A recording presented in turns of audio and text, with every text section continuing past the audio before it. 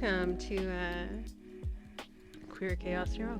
We are very chaotic, as one can see, and let's just be real, we're not about aesthetics here. We're about the results, and that comes from just being us. So, that being said, we have maybe 3 piles today? Yeah, 3 piles. Okay. We have our lovely golden apple. We have Mr. Squishy Sleepy Snorlax. And we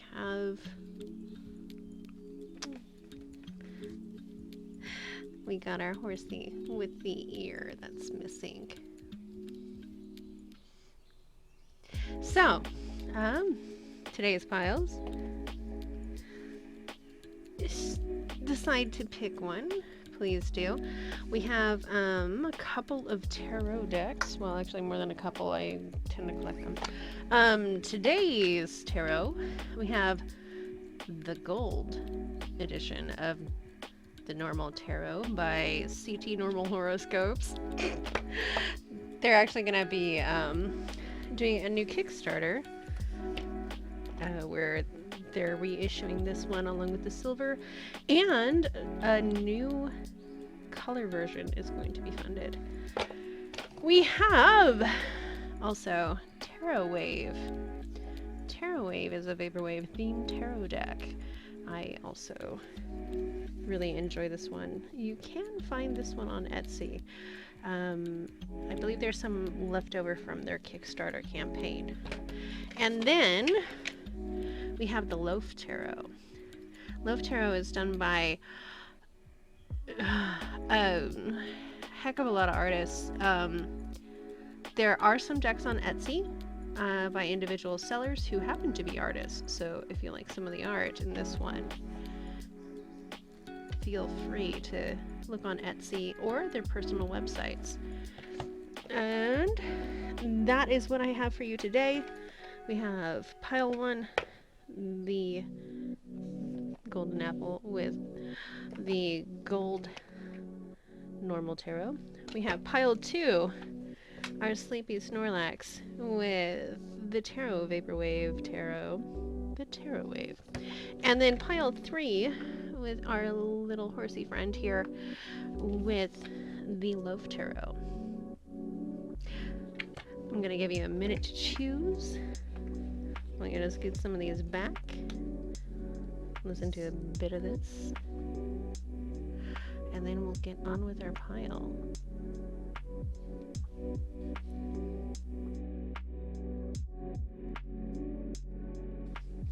Okay, I mean, I suddenly realized, and yeah, blame ADHD for this, we didn't have a question. Like, what are we thinking about today? Today, this is why it's Chaos Tarot here. Today we are wondering.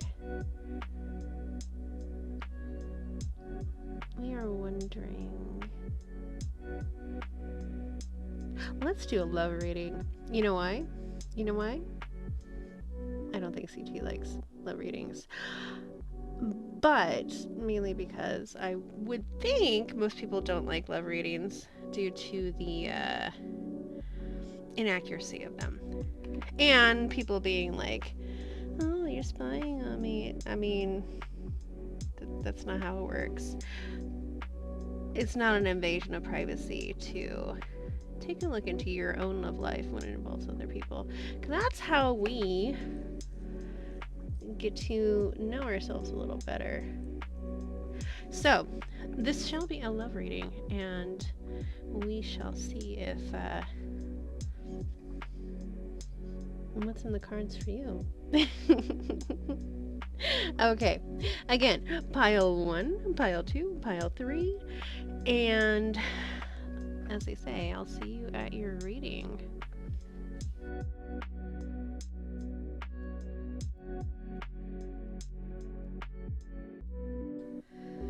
Alright, pile 1. So, We have our lovely golden apple. This can have absolutely the most meaning or no meaning to you whatsoever. Either way, that's kind of neat. Oh yeah, this is not sponsored, but sometimes you just gotta. We are going to be working with the lovely normal tarot, which technically speaking is an oracle deck. It is by the caretaker, also known as cryptotheism, who is currently writing a book, also known as CT, and also someone who did the normal horoscopes of Tumblr fame. So it is a very interesting deck. It is technically an oracle deck because they made their own suits and everything, and it is inspired by tarot, as they are an occultist, but it's not traditional in the sense of Rider-Waite or anything like that, Rider-Waite-Smith for that matter. So, I think you'll enjoy this. This is such an interesting deck. The other things we're gonna do is, let's do a vibe check, because we gotta know who you are, right? That's just how it rolls. So, let's go with Caroline Mrs. Archetype cards.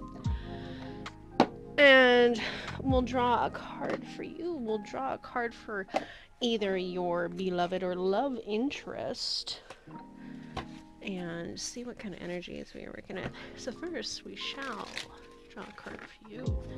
Now, when it comes to like energy checks and all this, we're really just vibe checking, right? Just checking to see how you're doing. And when it comes to trying to read somebody else, now, especially since these are blind reads, you can always match up with either side of a pick a card pile, right? Right? This one looks like it's gonna give us 2 cards. Oh, 1, perfect. And if that is the case, then, you know, just know that that side's meant to be you, at least at this point. What's the cool thing about it is, like, later on it might be flip-flopped. It might be a different situation. You might find neither of you in here, in which case it might be somebody else you were thinking of, which, I mean, that's its own kind of special drama, right? But if you don't find yourself in the pile, just pick another one or head elsewhere. We are all about the freedom of choice and choosing your own destiny here. Cards are just a method to help you think on your options. Oh, okay. Well then, what have we got? We got a reversal, we got an upright. We have, for this person, child magical. Light attribute. Seeing the potential for sacred beauty in all things. The belief that everything is possible. I mean, like, okay, who's not gonna say there's somebody like that, right? One could have all the ego in the world, or none of the ego in the world, and they'll still be like, yeah, I guess I am a child magical. Okay, let's see. Shadow attributes. Pessimism, depression, and disbelief in miracles. Believing that energy and action are not required for growth. So... interesting. This one, we have guide in reverse. So that, to me, indicates the shadow attribute of someone. Plans financial gain and control over imparting spiritual insight.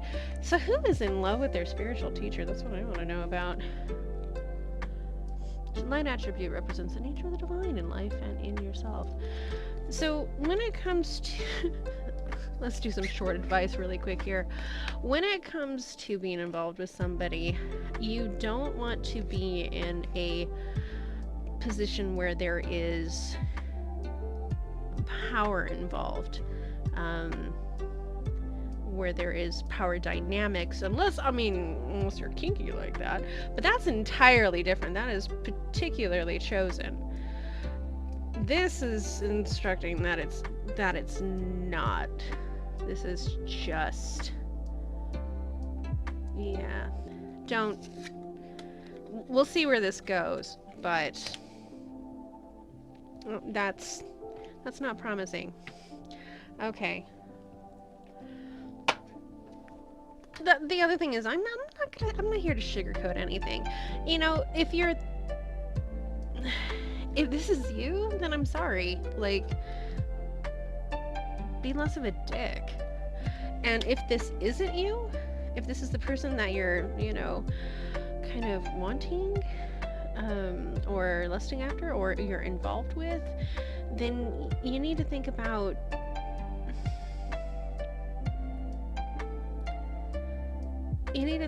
what your priorities are. I'll just put it like that. That's kind of the best way and the softest way to put it. Now, Caroline Miss has her own YouTube channel, just so you're aware. I have not watched it. She is much older than this picture, which, you know, she's aging gracefully. Everybody does, though. Not saying otherwise. So if you do have an interest in like a deep dive into the archetype cards, go check out her channel. Just if there's stuff you don't like, that's not on me. Let's delve into these a little bit further.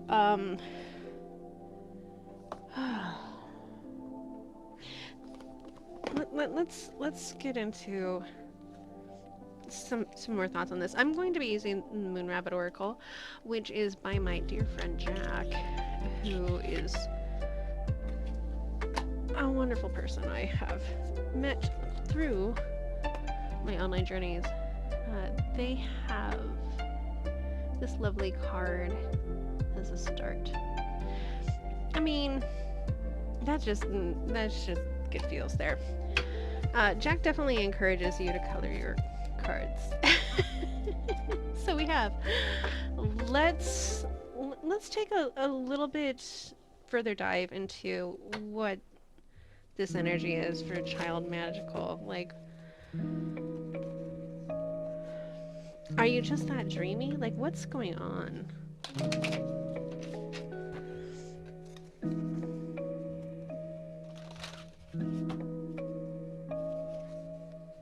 It's, I don't know, such a...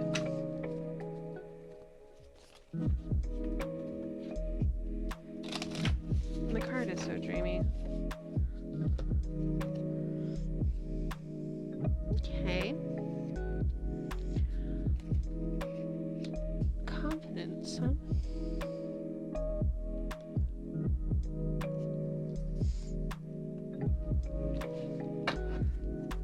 Interesting. Strength. But then again, like, with this being more the belief that everything is possible, that definitely does give some confidence, you know, whether for good or ill. And that's a strength that that one is having. It's also a stubbornness. I mean, stubborn as a goat, right? Which, I mean, inflexible's right there, so that makes sense. Let me just put this back in there. What else have we got about child magical?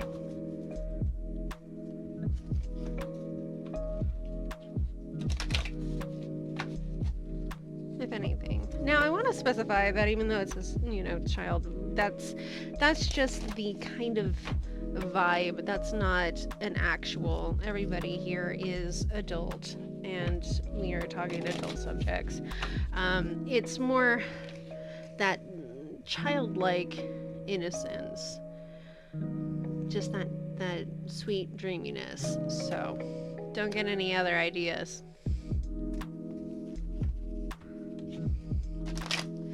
And especially with the context of, you know, this being a guide in reverse here, it's that power dynamic.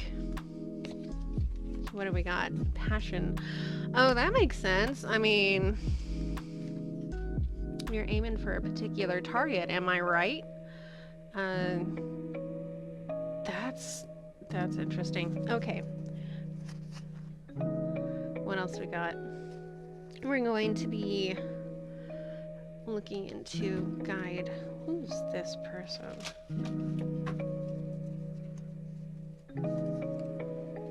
Are we talking about like someone in particular? That's you know, got a lot of bling or something? Jeez. This one fell out. Identity. Oh, that's intriguing. Okay. What else?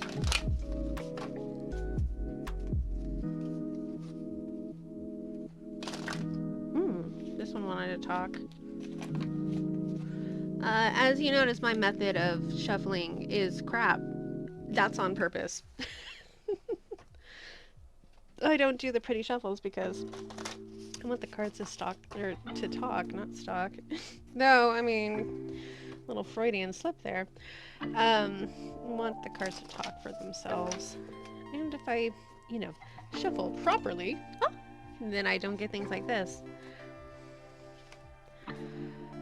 Well, that actually seems to fit here. I'm gonna leave that there. Unbending. That's a rigid mindset. Okay, we're thinking about guide though. What do we got? Oh, we got 2 cards. Well, I guess that matches. What do we have? We have 2 reversals. Dilute. That's interesting. Strain instead of balance. Okay, so I mean that makes sense. Okay. With this guy being in reverse and it being like particularly representing spiritual insight that's been a bit gatekept, and then strain along with identity and diluting the message, masks, and unable to keep things going. So perhaps this person is showing the cracks in their mask, and maybe they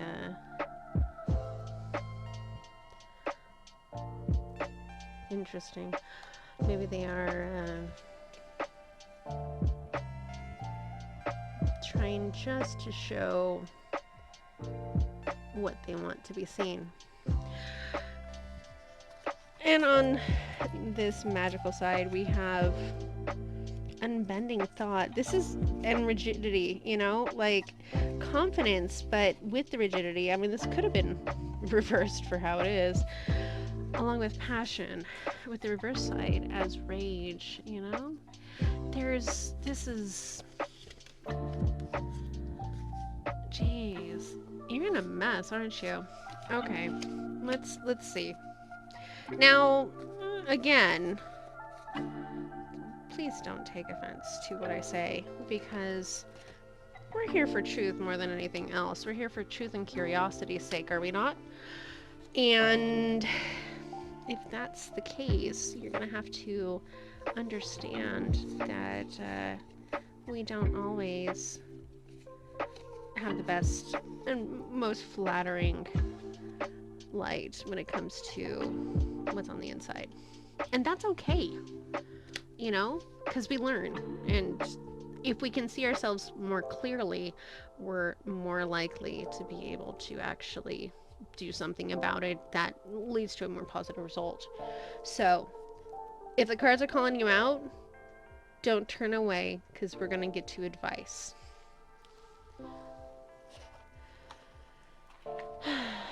Now with the tarot, what we're going to do is see kind of a sequence of events.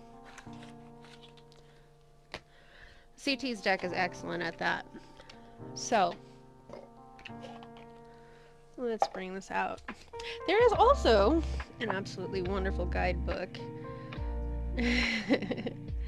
So if you are interested in this deck, like I said, there's going to be a Kickstarter soon.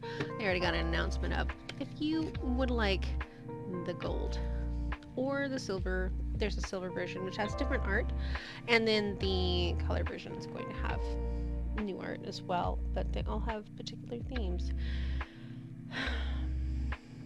How did we get here from there? That's our question. How did we get in this mess?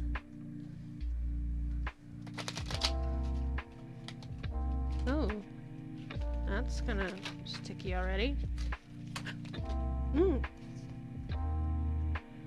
Well, 5 cards popped out, so that's what we're going with. The deck has been shuffled many a time, so it's not like these are in any particular order beforehand. So let's see. If we were drawing, it would be this first. Now, there's no reversals when it comes to this deck. Okay, so with a 5-card spread, we have the Huntress, which, let's take a look here. Someone...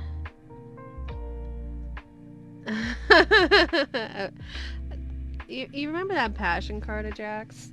Look at that. Yeah, that's, well, and confident and unbending. Gee, this is like really hitting the nose on the head here. Wait. Hitting the nose on the head, I don't think it's a phrase. I think it's like 3 phrases in one, but that's, again, Queer Chaos Hero. Okay, now CT's cards are read as a hand, and so we have a 5-card hand here. These are just the players. We have the 8th of Spring. Let's take a look at this gorgeous card here.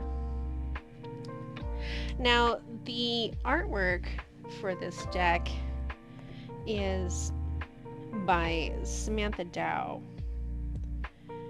Just in case you're wondering who made this fabulous artwork. Sam Dow, absolutely amazing. They're on Tumblr as well. Our next card is the Lantern and the Well. Oh, this is... I am getting a particular storyline with this. The next card is the Ghost. This is... yeah. And then our last card is the Courteous King.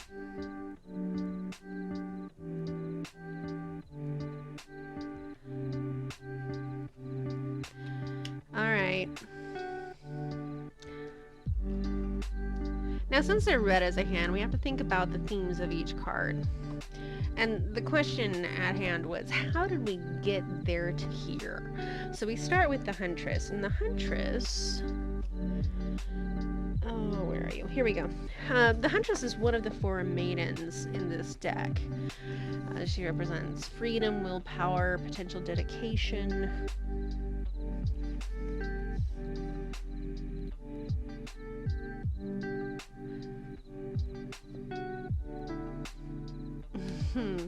So it does represent a freedom in the most elemental form. Like, things don't play out as expected when it comes to this card being included in the hand. She may or may not be destructive. It's not inherent that she is. But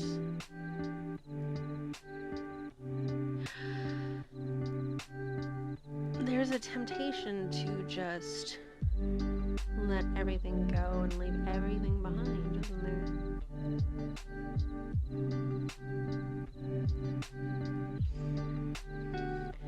To make your own way. Alright, 8th of Spring.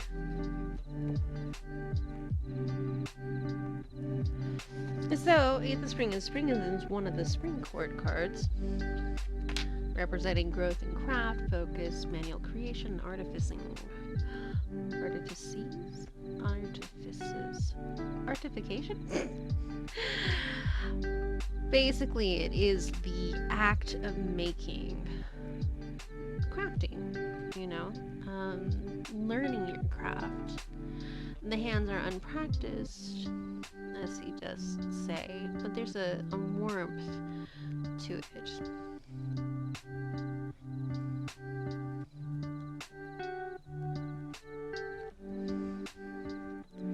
Making your own. Ooh, see, look how these connect though. Making your own way. Making your own way. Making your own choices and creating your own fate, even. Well, let's get to the lantern in the well. I always thought this card was so cold. I mean, and it is.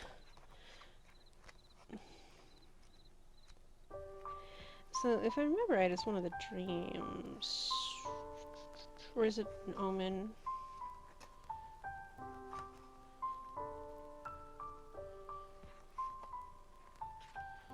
It is one of the dreams.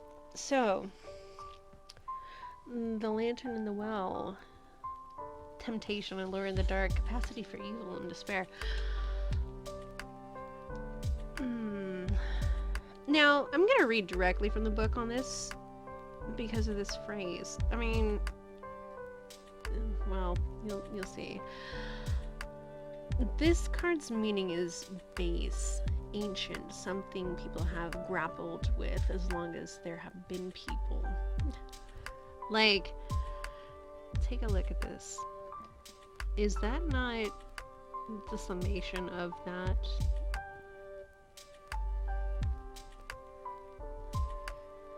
The world around you has stagnated, frozen in place. A lantern hangs on a high post over the stone precipice, yet its light does little to illuminate the frigid dark.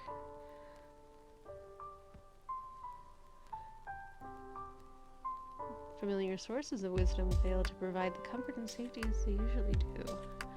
You feel adrift. Do not listen. Recognize the call from the dark and know to stay away.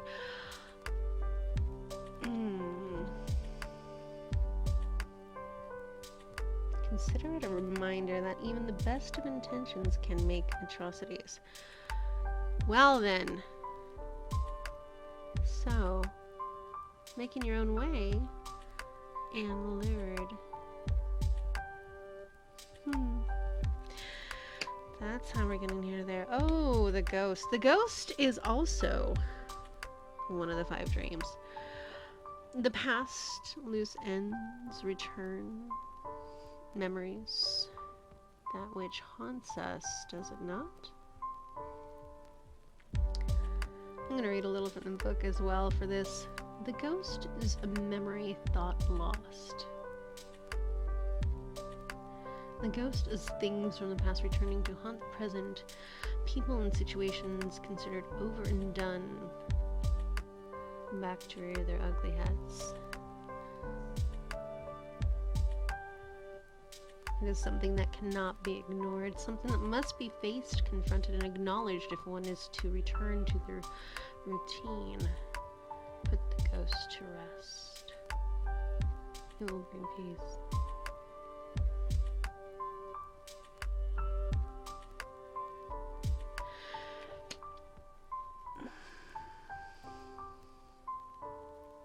Is this that you keep trying and you get sucked back in? You keep trying to do, but you keep getting pulled back. Let's take a look at the Courteous King here. So this is obviously one of the king cards, but it is not, they're not your normal kings, they are the dead kings. So, of the 7 dead kings, the Courteous King represents, well, tragedy and compassion, kindness, mercy, hospitality.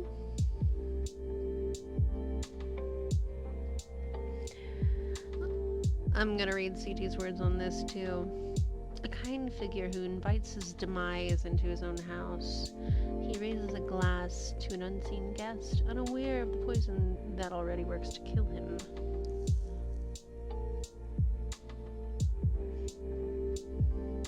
The courteous king is different from other dead kings in that he is the only one still alive.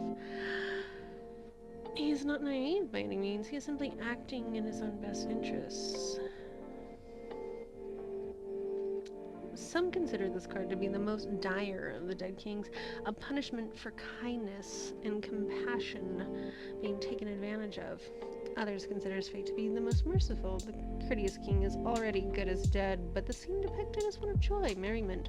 He will die with a full belly of food, surrounded by friends. This is a difficult card to pin exact meaning to. One drawing it should take into account its multifaceted nature, and that we shall, my friends. So, how did we get here from there? How do we get into this mess with this? You keep trying to make your own way, don't you?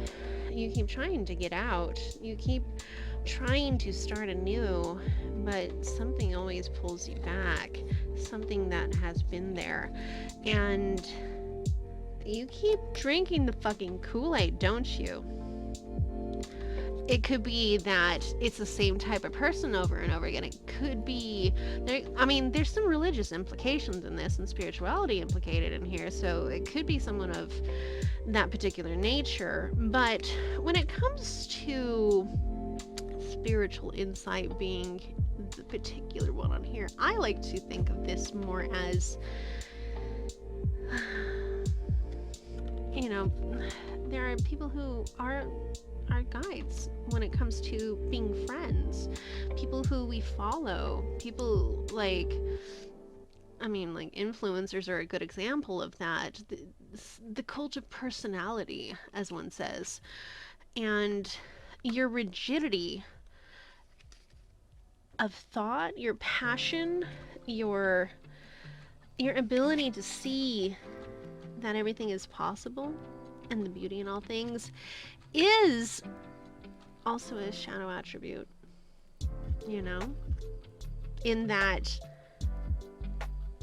you're blinded by it.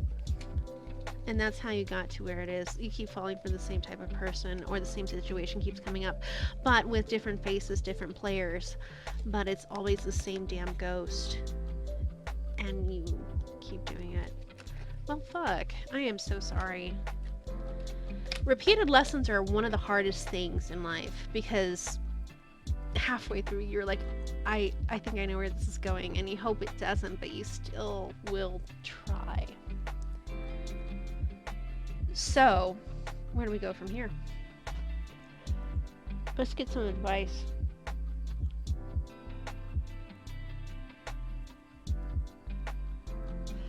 Let's get some advice, and then we'll see what kind of pathway we can suss out for you. We're going to start with... who are we going to start with? Well, let's start with music oracles, because I dig them.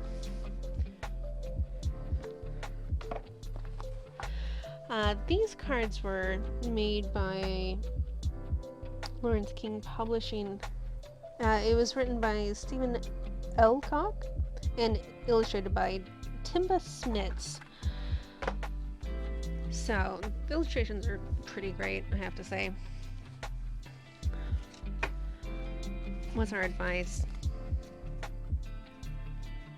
Other than run, I mean,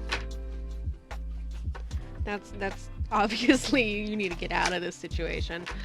But how do we get there? How do we uncover your eyes? Because you may not even think that. You may be like blown away by this. You may be like, nuh-uh, this is so wrong, and then have turned off this reading, which, fair. I mean, if you're not hearing what you want to hear, then you will turn it off because it's not confirmation bias. Okay, music oracles. Let's see, what advice do we have? I guess we have two.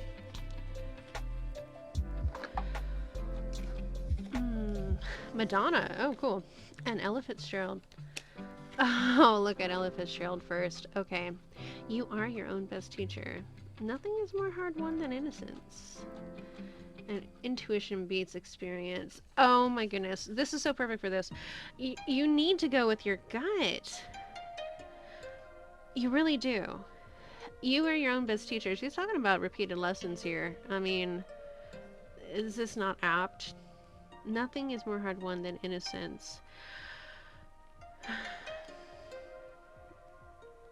You need to win some of that back by following your intuition. You know, it's good to take people as face value, and it's good to think that maybe the snake won't bite you this time, but it's another thing to keep reaching for that freaking snake. Okay, Madonna says her card. Everyone is entitled to your opinion. Oh my goodness. Pleasure without permission can be the greatest pleasure of all. You are and always will be your own work in progress. We are talking about a bit of hedonism here. That last line, you are and always will be your own work in progress. That's so true. You should not beat yourself up for this. Like, if this is how things have been going for you, it sucks. And if you keep going in it, you shouldn't beat yourself up. You should just change. Look to see where you can. Pleasure without permission can be the greatest pleasure of all. That self-indulgence is not a bad thing. If this is a situation where you're not actually with a person and you're just lusting after them, or, you know, have fallen for their charisma and whatnot, you don't have to try to engage them. You're allowed to have your fantasies. That's what fantasies are for. There are no thought police. No one is coming to arrest you because you think somebody's hot or you really dig them. You don't have to engage. Everyone is entitled to your opinion. You know, maybe that's it. Maybe you need to say something. If this is the toxicity that's been happening, you speaking up about this might actually be the best thing for all parties involved. Just be safe. All right. We're gonna get another advice card here.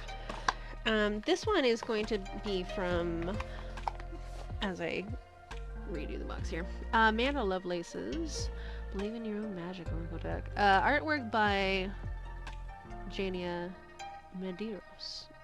Absolutely gorgeous artwork. I find, and it kind of sucks, that the artists for decks are really super underappreciated. And I, again, just want to shout out to all the artists who work on these decks. You are underappreciated, and God knows you're probably underpaid, with the exception of, like, CT's deck, because, like, Kickstarter, and you could see where the funding went. Though, I mean, still, everybody's underpaid. So, our advice. What other advice do we have for you? What other advice do we have for you? How do you start to get out of this mess? I like that we had volunteers already. 3 to be in fact. Oh, and they're all upright, so that's... well, we'll see. Oh, the universe card. We're all just stardust. Oh! There's actually 2 here. That's interesting. 31 and 13, look at that. If you're one of those number bitches, there we go. We got a palindrome going on. We also have lioness. You've earned all your stripes. Notice the fairy tales? Look at that. Let's get that in focus. The book says fairy tales. You know,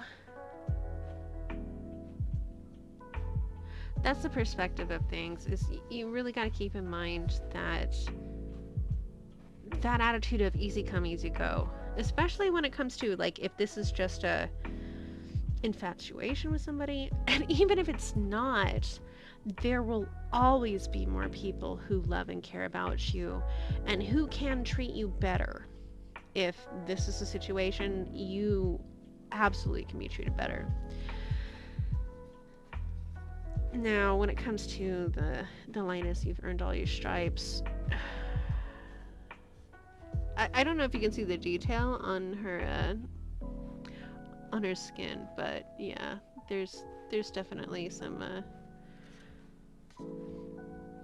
lines from growing, and that's honestly, that is the meaning of this card. Is like, you have gone to the school of hard knocks multiple times apparently.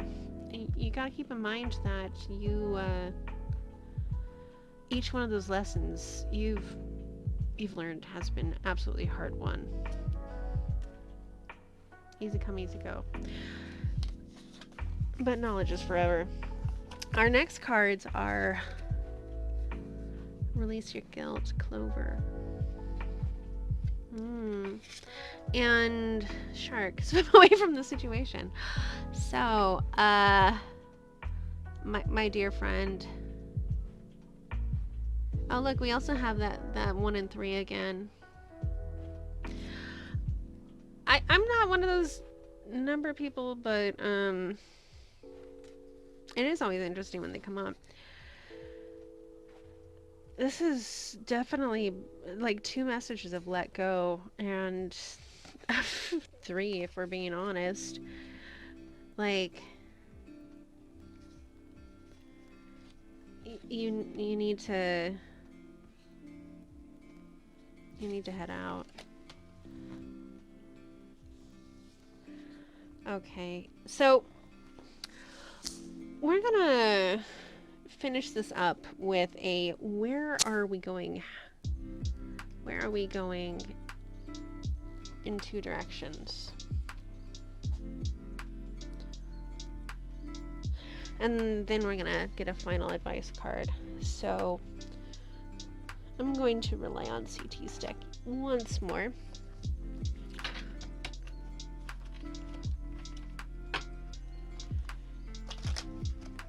Where are we going?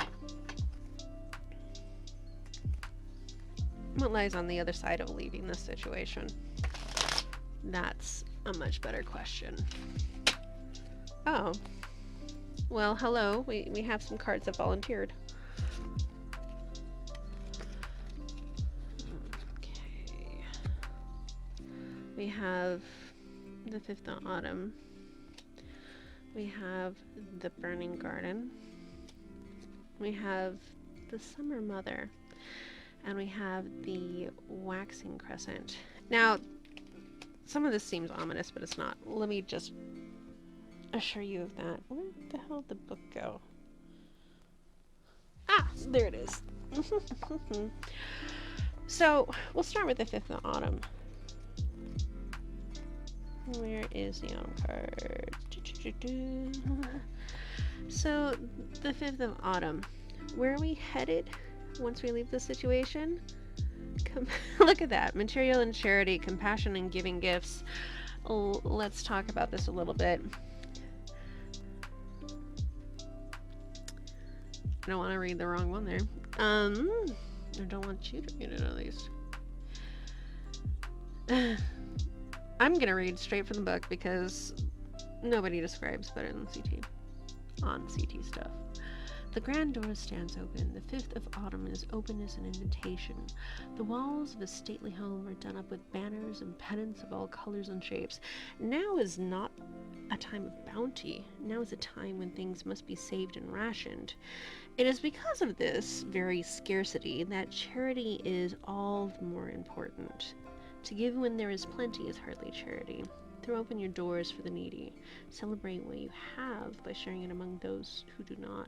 Fifth of Autumn has heavy connotations of Halloween, which may or may not have significance to you. This is giving when there's not much to give, but you still are welcoming. I just, we'll see where this goes, because that is a little ominous. So the Burning Garden is our next one. I believe that's one of the dreams. Yes, it is.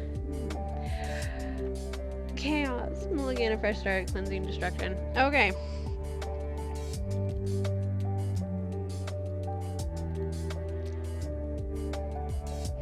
So with this card, CT Stack is interesting in this. Potentially, we could re-roll the rest of the reading, or we can continue with it. I say, let's see what fate has in store for us.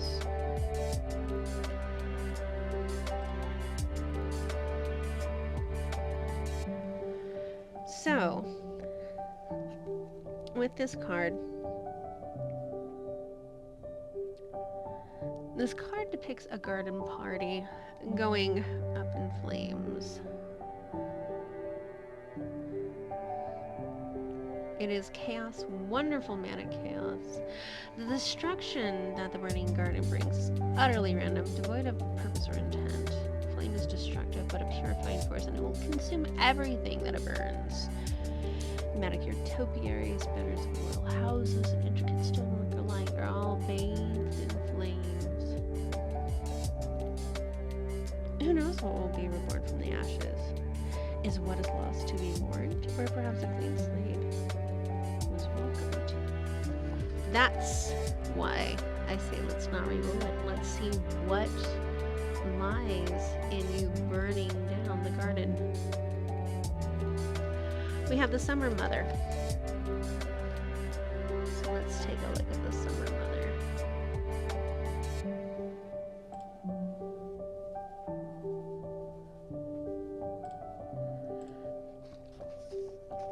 So, the Summer Court has various ladies. The Summer Mother is the end of the court there. The capacity to create, for better or worse, and worse. So, what lies ahead if you decide to burn it all down? The Summer Mother is radiant and kindly. This is straight from the book here. All rose under her touch. She sits key in hand on a stone bench surrounded by a lush, overgrown garden. Passion has a habit of getting away from us. Once said, something spoken can never truly be taken back.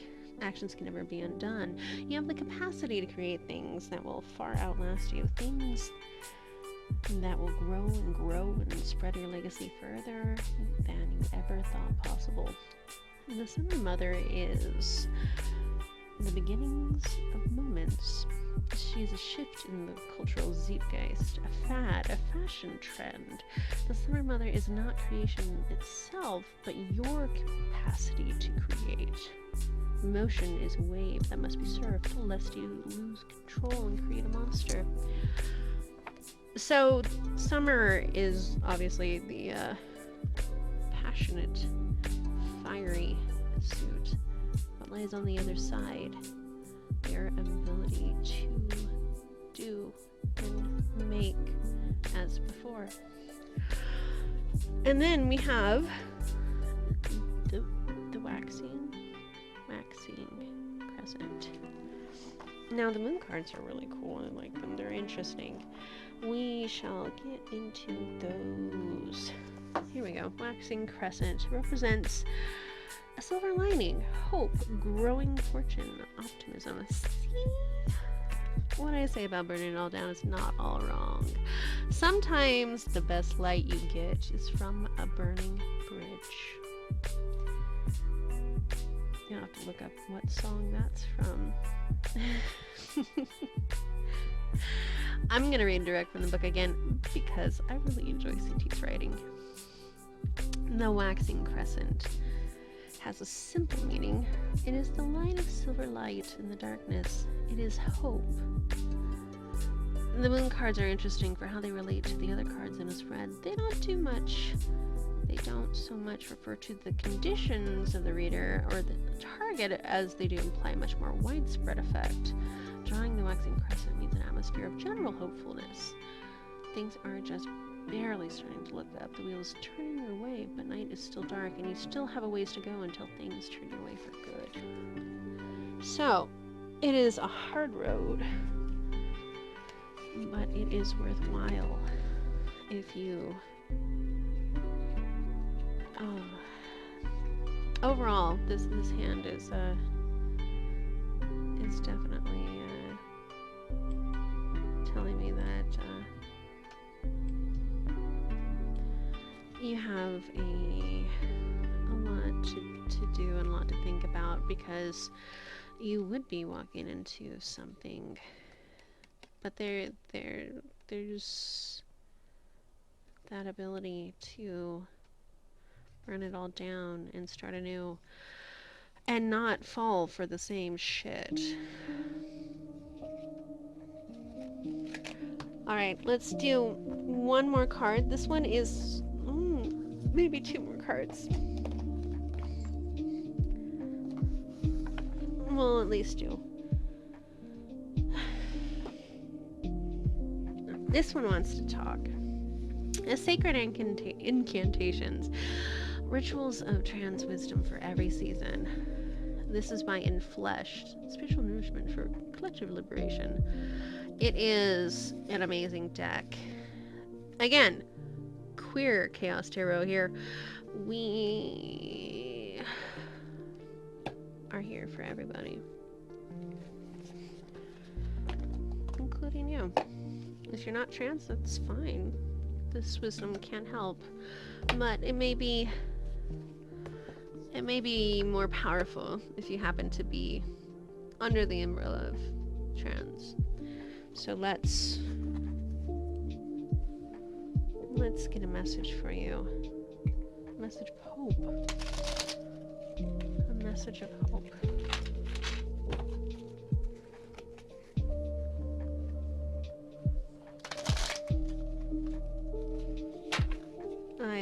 We have a volunteer.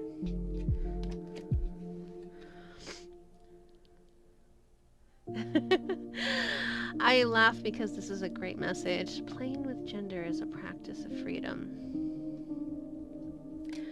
Now, as I said, if you're not trans, this can also be, you could read into this as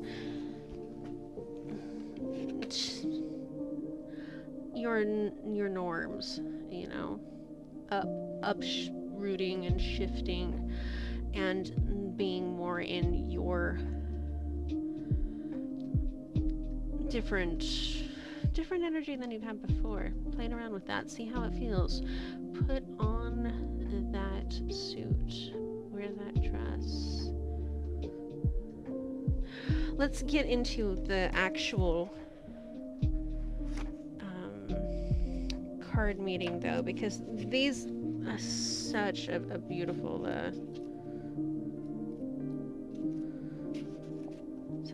deck, and the words and meanings for each are very, very meaningful. So bear with me a moment while I'm looking this one up. Playing with your gender.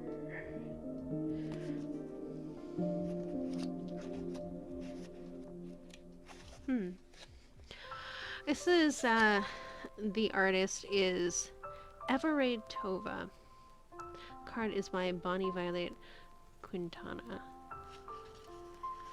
It does have a ritual, so we will go over that. The time needed is about 5 minutes to forever.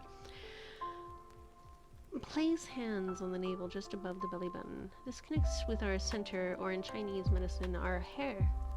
See or feel your center slowly spinning in a clockwise position and feel everything flowing energy, emotions, and sound. Invite in the feeling of release and cleansing as your center is being reborn. Try to walk around in your space.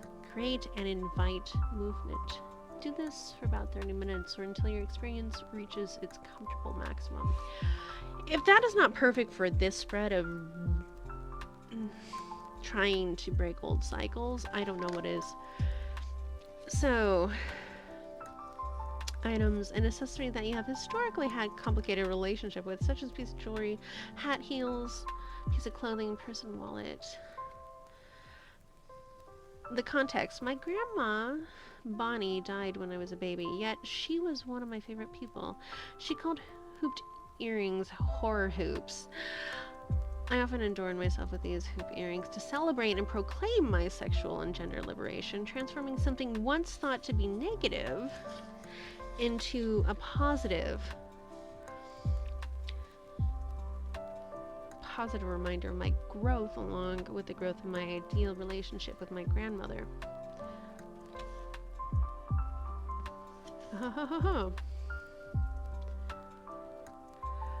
Identify and collect the item. Hold it in your hand. Feel it, see it, speak to it out loud or in your mind. Place it on your body. See it on yourself. Then allow others to see it on you. Do this as often as you need with this, and and other adornments. Consider making it permanent or semi-permanent, like a piercing, tattoo, branding, dyeing, cutting, shaving, or adding or growing hair. That is a wonderful ritual. What is the other ritual I read for? Our medicine transcends medicalization, by Sequoia and Rayukan.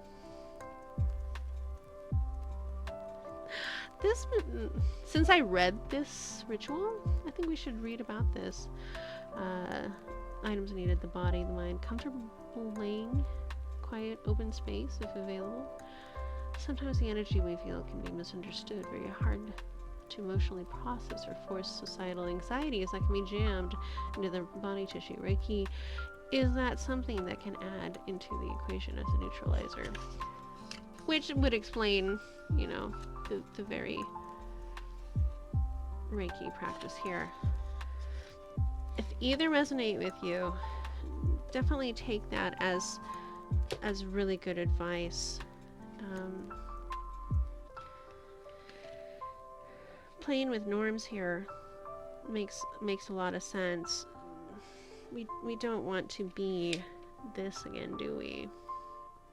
Drinking our own poison. That is a symbol of hope. Now, when it comes to love, as this is why you're here,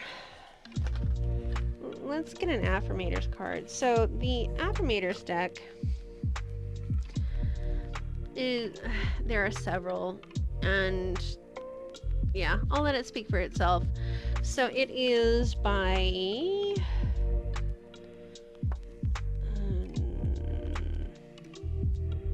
Knock Knock LLC. Thanks for not putting the artists in. Let's see if we can find it. Illustrations by Naomi Sloman. And it looks like words are by Susie Barrett. Thank you for putting that in very tiny text. These people should get more freaking acknowledgement. So with the affirmators cards, let's find you one last piece of advice.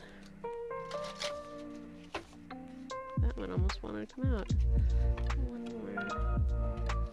Well, my Discord's blowing up.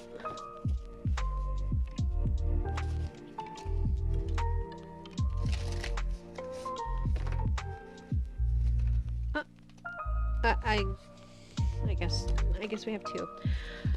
Our affirmations. Surrender.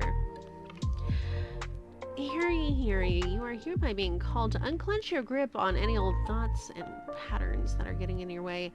Surrender any ideas that make you feel like a victim of circumstance or which make your dream relationship seem like an impossibility. The mayor of reinvention has arrived and has made the following decree. limiting beliefs about yourself. Ah, look at that. That unbending, confident nature. Yeah, yep. Limiting beliefs about yourself and your life are heretofore forthwith and officially and indubitably declared for the birds. Our other one is curiosity. Meeting new people. This shit writes itself, right? Meeting new people. I remember what a treasure trove of opinions, interests, and stories they are. But these treasures will only be unlocked if I embrace my curiosity. So I'll be curious, and you be interesting. Deal? And there we have it, folks. Get out of this mess. Like, seriously. I love you. Like, as I say, peace and love. Am I right? But let go of this. Let go and move on. Be like friggin' Spiking Cowboy Bebop. Whatever happens, happens. Now, disclaimer.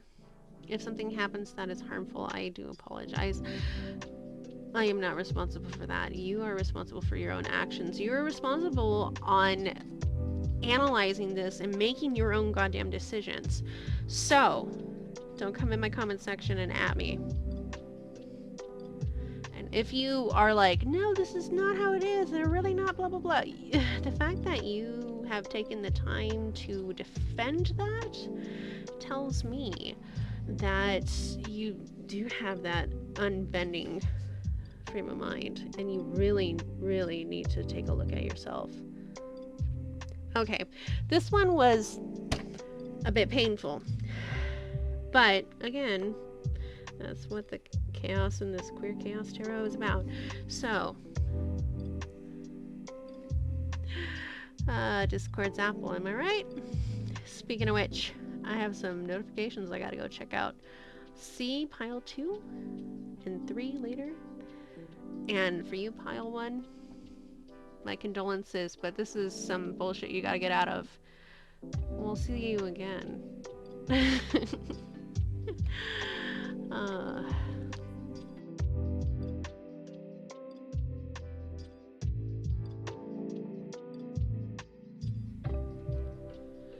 Alright, pile 2.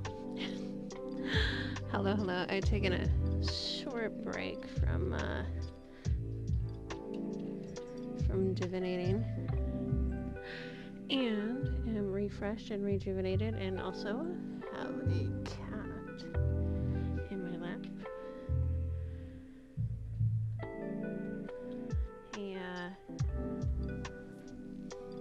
He may come say hi. Oh, he's right in front of the camera. That is so funny. You can kind of see him. Yeah. Let's move him. Oh. If you find that as a good sign, then it is. So we have our absolutely lovely sleepy as all get out Snorlax. Oh, this lovely.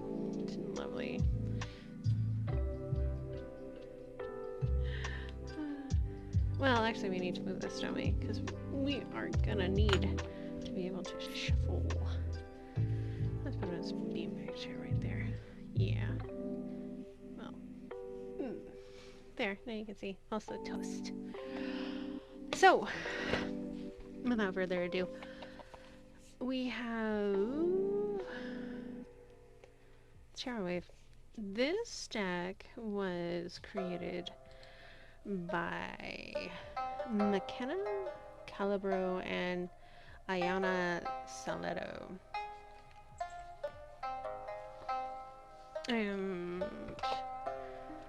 One moment. The cat is needing out because that is how cats go. Alright, and back. That probably made a lot of noise. Terra Wave. Very, very pretty deck.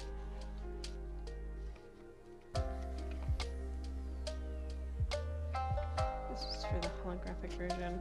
As one can see.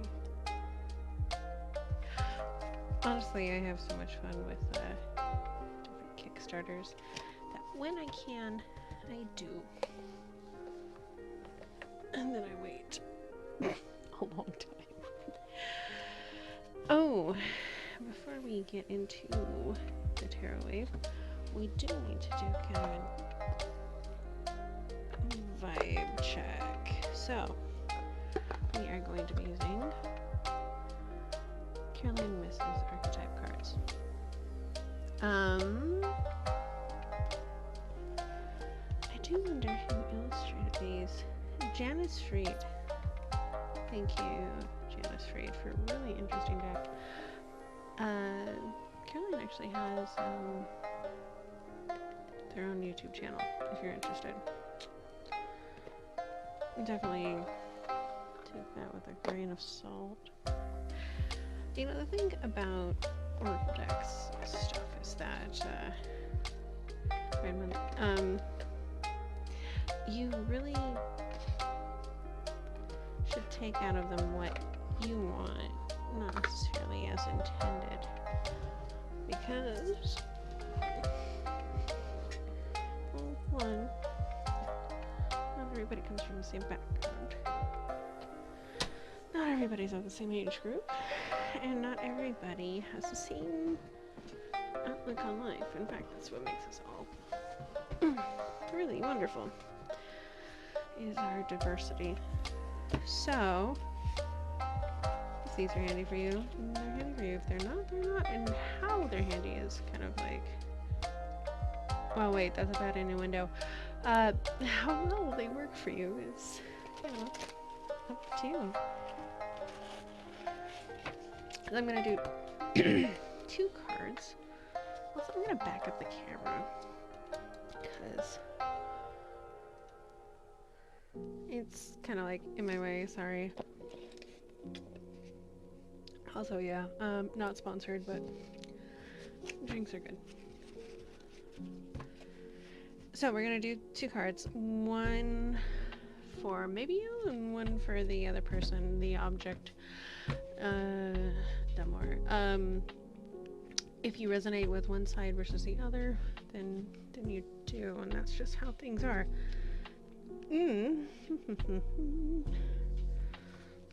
There. Now it's a little more even. If you don't resonate with either side, then perhaps this is not the spread for you, or you're not ready to hear these messages. If you're like, wait, no, that's so off, and you're kind of, I don't know, agitated or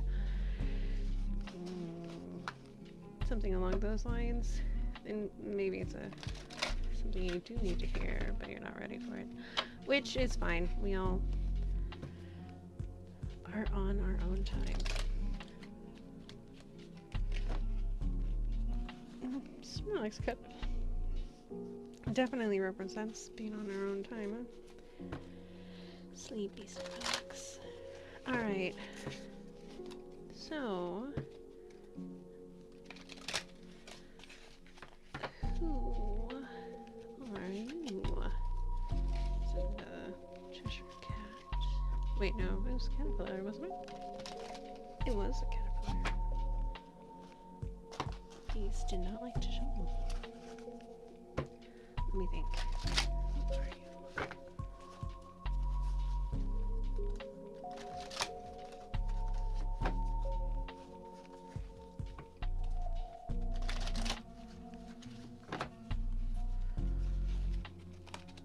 Shuffling is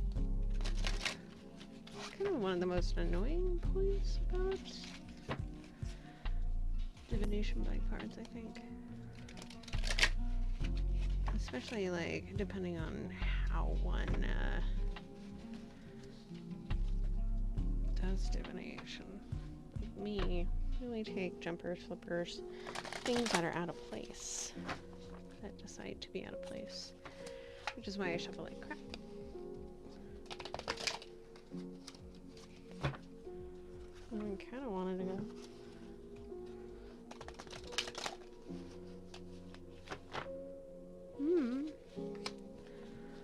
Okay, and then the other side. seem so reluctant. Shy, maybe? Not sure why you're here. Curious, but... Who is this person thinking on?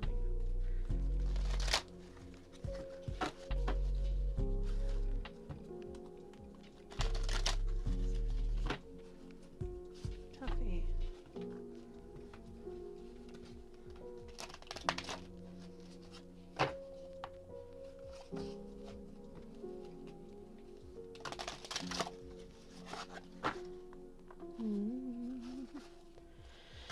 Maybe you don't want to be read.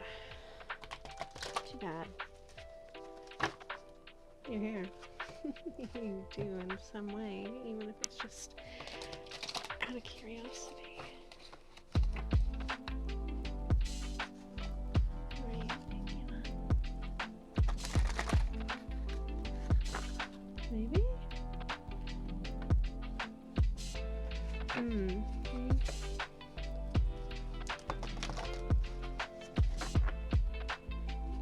That's too many. We only need one card here.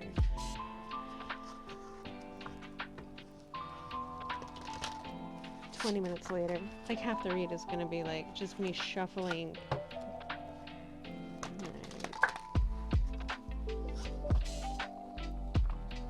It has to be somebody.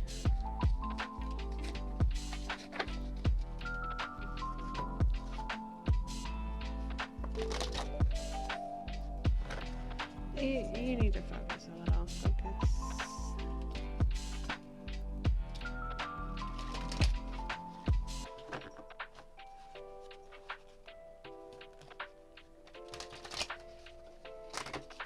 Huh. Oh, good. It's at least one. Well, you are a toughie. Okay, who do we have? Oh, the warrior in reverse. So... let's get this in focus.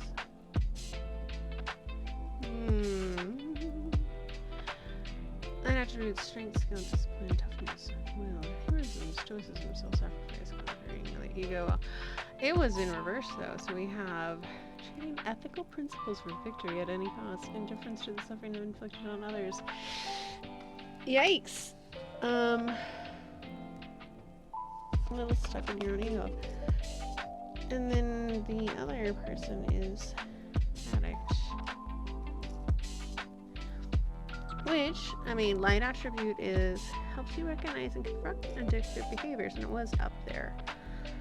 And then compromise and integrity, honesty, love, different kind of stab authority of your inner spirit. But it was upright, so we are looking at someone who wants to help. And someone...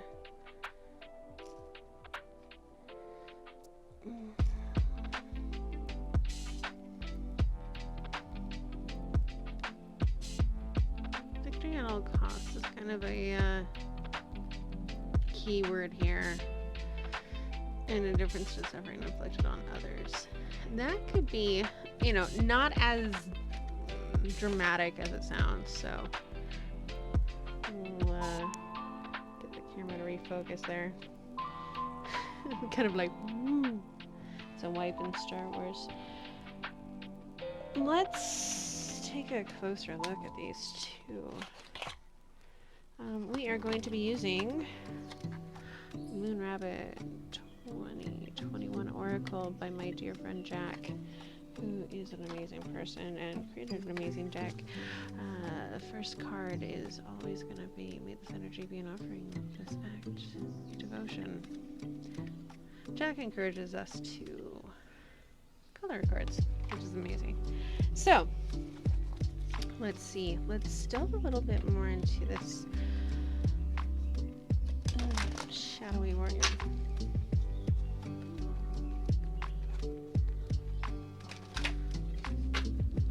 Are you seeking help? Is this other person more like a mentor? Will this person call you out and you appreciate that? Like, what is going on?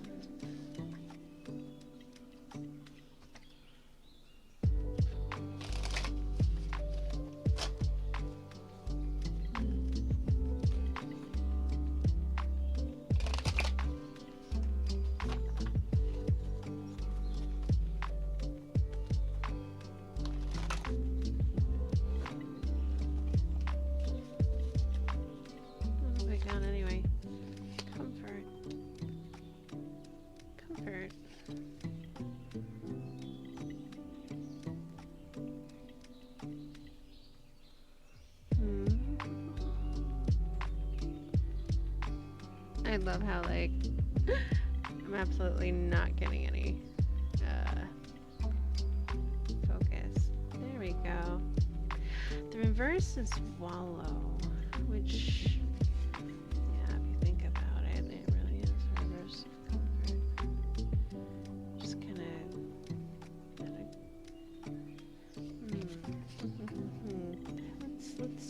let's get a little more. Oh, I had a call. Oh, what was it? Oh, it was defense.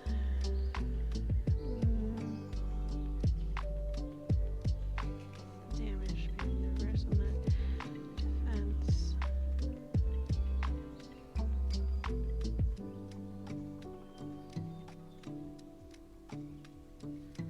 Okay, that's kind of, maybe that's why you're in the bit of shadowy kind of nature to this. I don't know why this keeps not focusing well.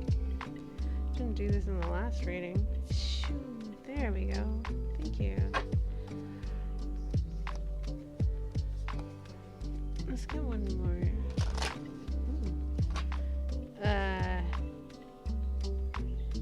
Okay, well, there was 3 more. What else we got? Remember, with grief, loneliness, alert.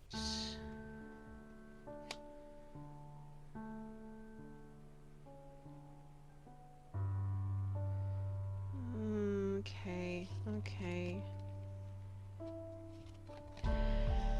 That's spelling a picture of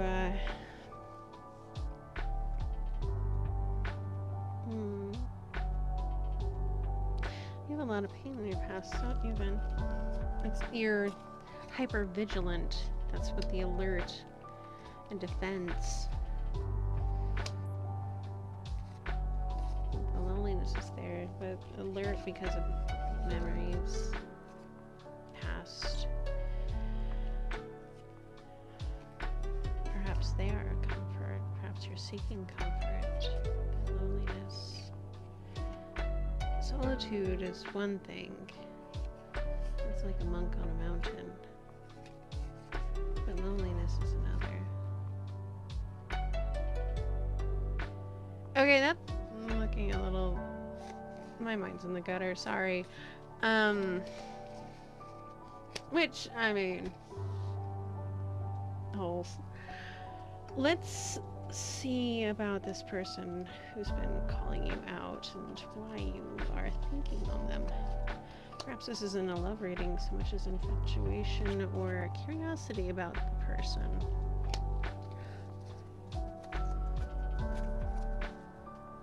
So, I mean...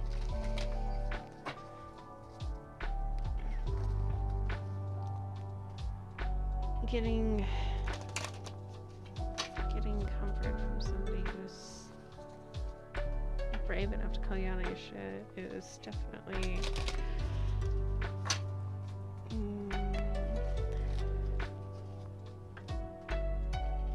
that could be like a boost in a way.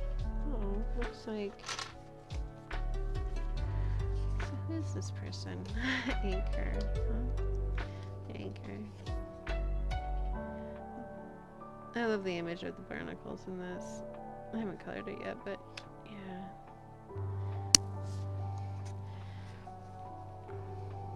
Someone who keeps you there. In a good, positive way. Someone who keeps you tethered. What else is this? See, the thing about that addict nature being helps you recognize and confront addictive behavior, that can be you being, like, noticing because of them. That doesn't necessarily have to mean that, or it could be that, you know, they've had that in their past, so, like, what you've been going through, so they point it out. Let's see what else is about them. What are you thinking on them?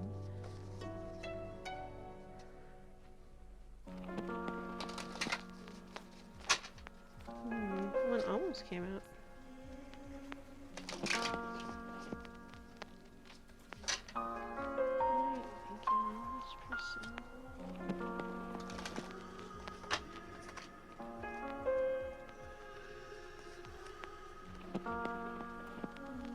is he too low? Or are they too low?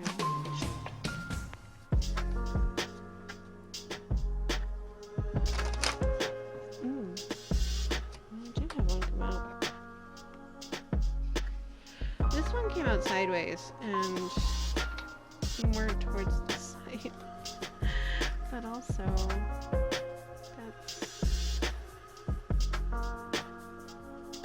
that's very telling, isn't it? We have devotion. We have command. Maybe they guide you. Maybe you like that strong hand.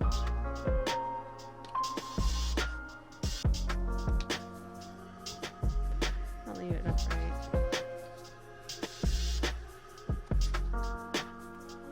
What else about them?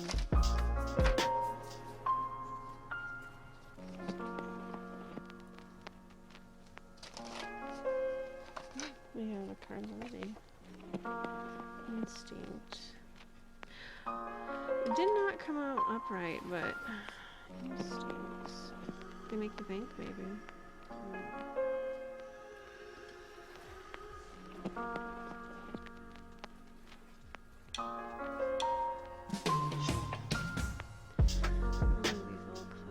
They're all in frame here.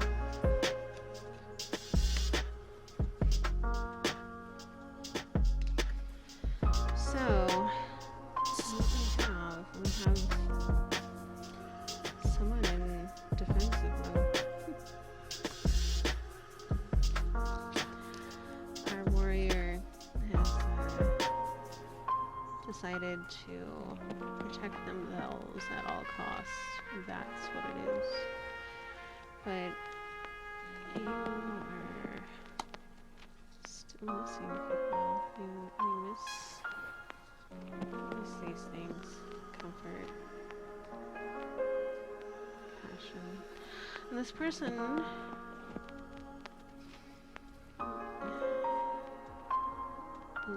it's someone who anchors you, someone who you feel devoted to. Again, perhaps you like their strong hand.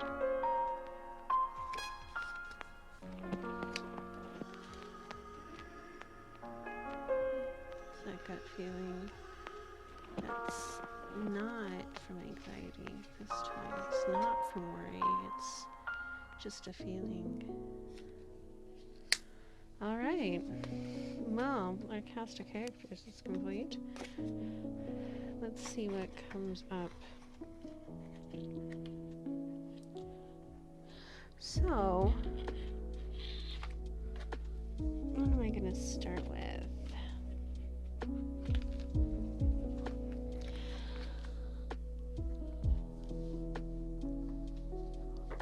I think I'm going to actually bring out the music oracles. Let's take a look a little bit more about this dynamic.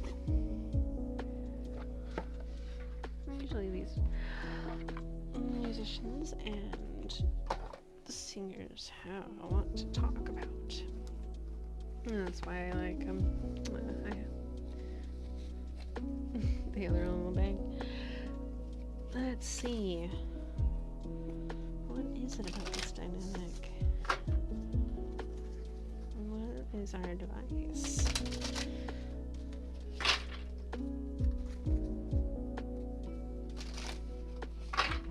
Who are you really? It's a good question.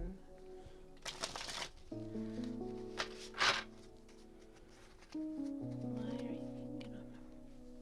you thinking of them? Almost had one.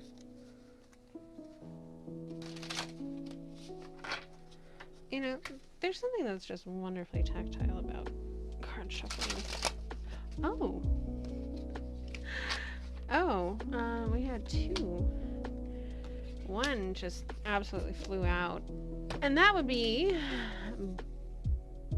Robert Zimmerman, Mr. Bob Dylan. Oh. Nostalgia is for two-time losers. Don't mistake the mansion on the hill for paradise. Darkness may be falling, but we're not there yet. Our other card, Mr. Kurt Cobain, YouTube. So, we're all in this mess together, so you may as well make some noise. Don't become your own tribute band. You can't buy Teen Spirit. Yeah, because they could discontinued it.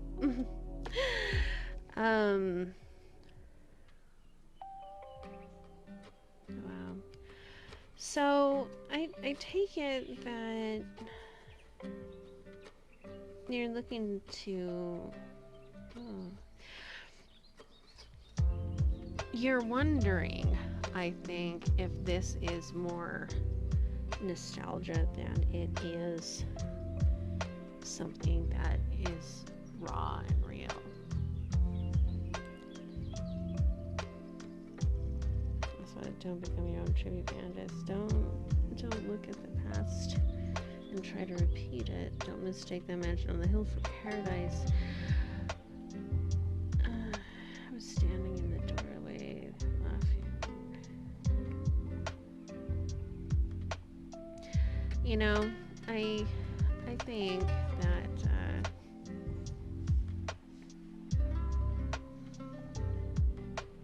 that's what your curiosity is. It comes from pain, huh? Because this feels real and you're not sure.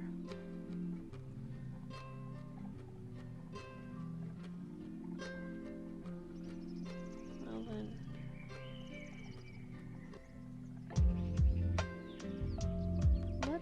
Let's see.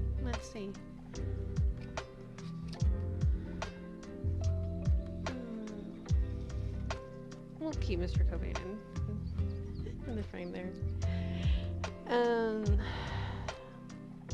Gosh, that feels so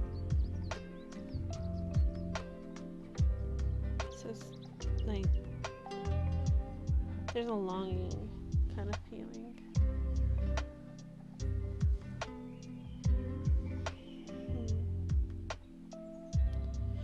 All right. Well, how do we get there?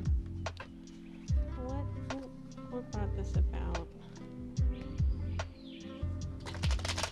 Oh, hello cards. Those are very slick. Apparently the whole deck wanted to talk to you. We'll shuffle it the second way. How did this come about? What?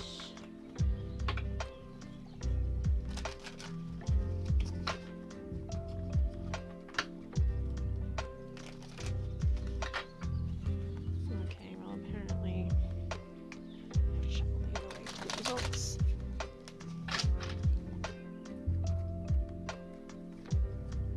Led us from where you were to where you are.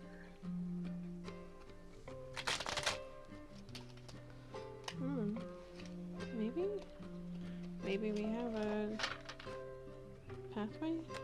Looks like we do. Okay, we have the Hierophant in reverse, 7 of Swords, 5 of Cups, and Page of Pentacles. I'll show the cards here. So,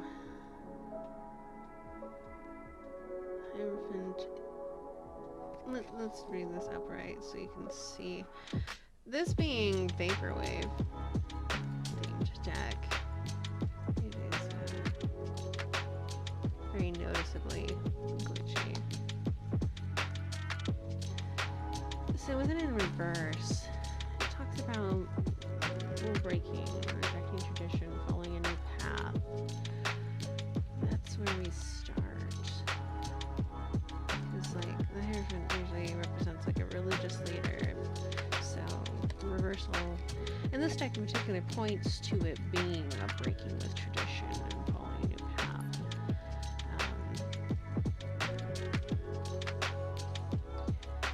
This has a lot of symbology in it, which I'm not sure you can see. There's 2 keys, the busts of 2 people, looks like 2 ladies. Again, queer. And we have like a stained glass window in the back. which is definitely institutionalized. And the crown, which definitely is Smith inspired as well. The creator notes that the keys are the keys to heaven. So take that as you will in reverse for going that. Considering, again, the title of this, perhaps you started off this journey by seeking your true self and forgoing whatever may be tradition around you. You reject the institution. And then we have the Seven of Swords, which is always sneaky shit. Like, honestly, that's how I think of the Seven of Swords. It's like, oh, sneaky shit. It is upright. And so, I mean, like, okay. It's like, oh, secrecy, deceit. It's sneaky shit. You're being sneaky. I love the alleyway of this card. Look at this. This is such a well put together card. So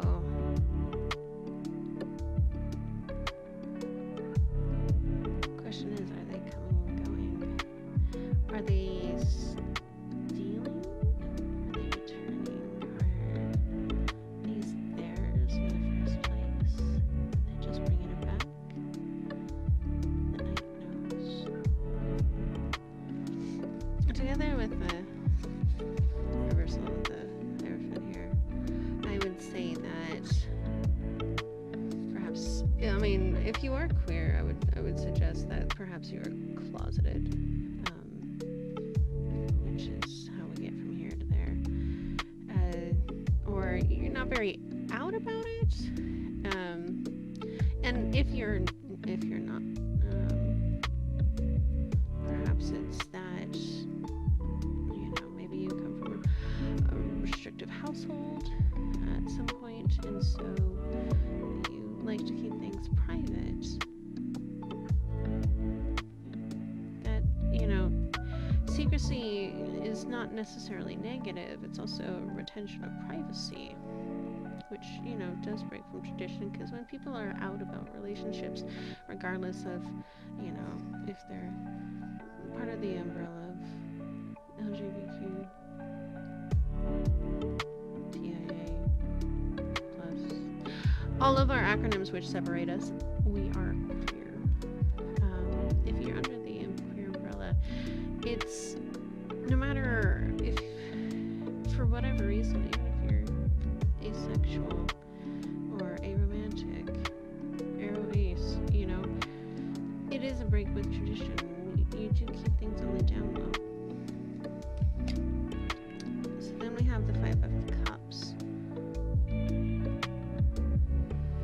Now,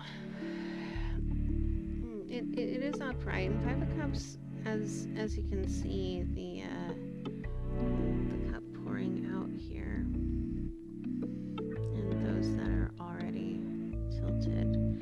We're looking at, this card represents like heartbreak and loss, disappointment.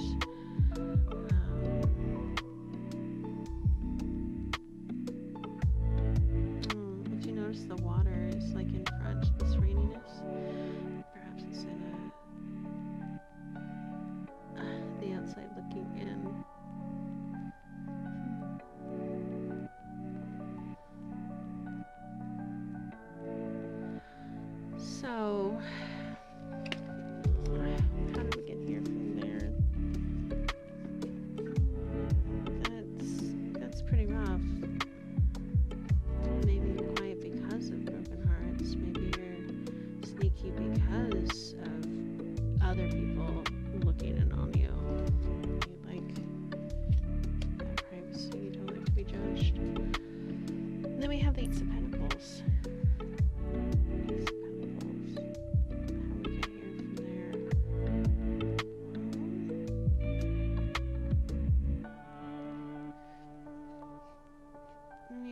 represents like opportunity and fortune. Luck.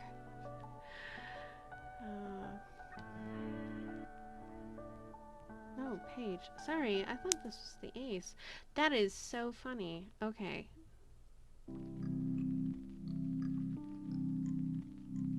Well, I mean, okay, granted, it is.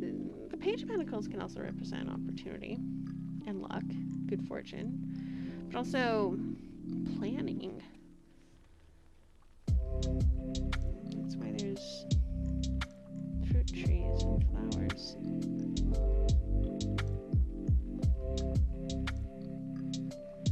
Planning for the future.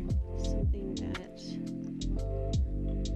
maybe, well, in the pond, maybe you're making moves because you see a future of loneliness. Maybe it's just, it's the springtime of your youth, maybe. You're tired of playing the field. Maybe you just got lucky and there's an opportunity.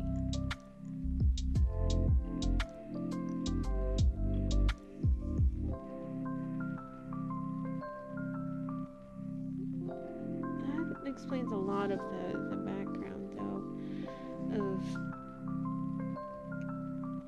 why you have such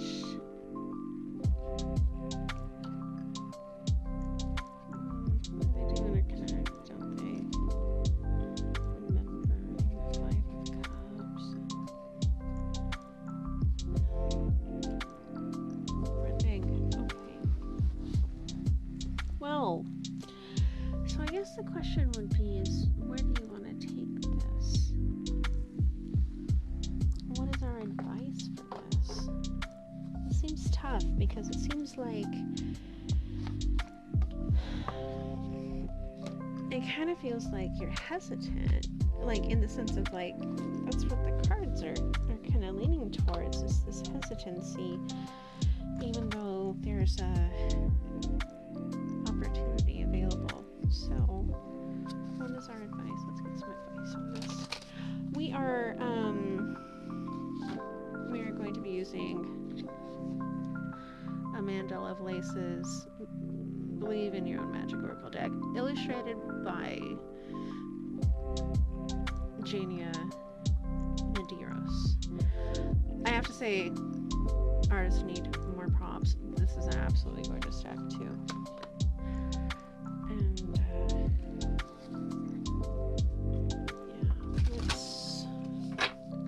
let's see what your advice is.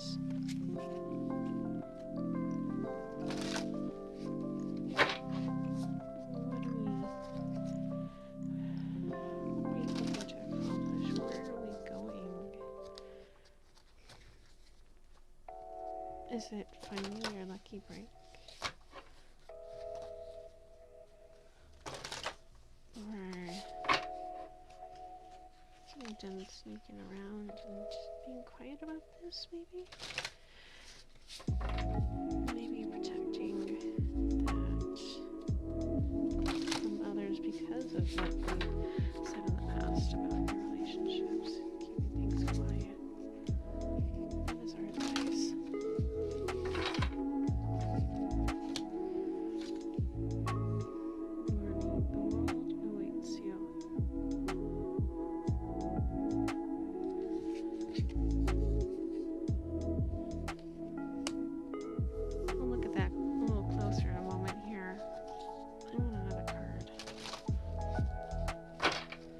Well, we're getting a bunch of other cards. We got like 4 other cards. I'm gonna bring the book out for morning. There we go.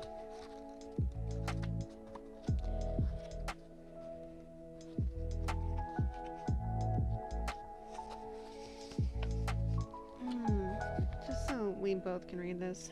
You've been alive, sure. You've been waking up, doing what you need to get through the day, going back to sleep, repeat. Have you been living, though? Truly living? I think you need to hear this now more than ever. Your life is incredibly precious. Out there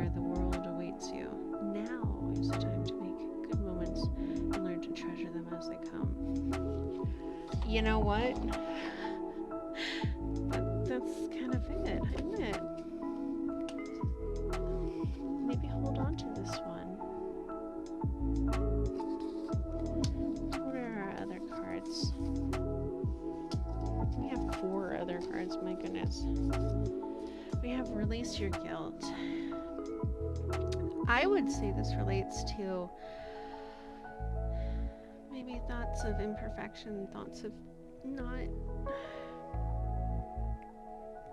doing things right before, you know, worrying, questioning yourself, questioning them, questioning the situation. Let go of that. Our next card is Protest, Start a Revolution. This kind of comes into play with some of the energies of subverting tradition. Let's take a look at the book here for this one, especially with how it relates, especially, I mean, current events and all. There we go.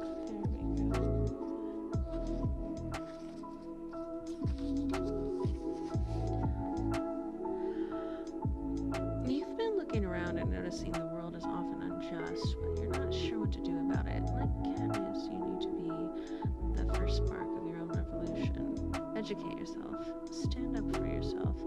Don't forget to stand up for others, whether or not you have shared experiences. If you can speak up and do so safely, then do it. That's definitely calling for you to stand up what you believe in for yourself. I mean, again, we have the kind of Christian theology motif here with the cross windows, which, I mean, those are usually for arrows, but, you know, considering the other cards that, yeah. And then we also have the lighthouse. I am always enough. Don't doubt your worth. Well, if this doesn't say what it means, I don't know what does. You know, when it comes to devotion and whatnot, sometimes, well, and then like this helping you recognize addictive behavior, sometimes that addictive behavior can be you putting down yourself. That's kind of, it's hard to stop. It can be really hard to stop, to feel that you're valued by yourself. Other people can show you value in the sense that they reflect that back onto you, which can be hard to hear. It's hard to take a compliment, for instance.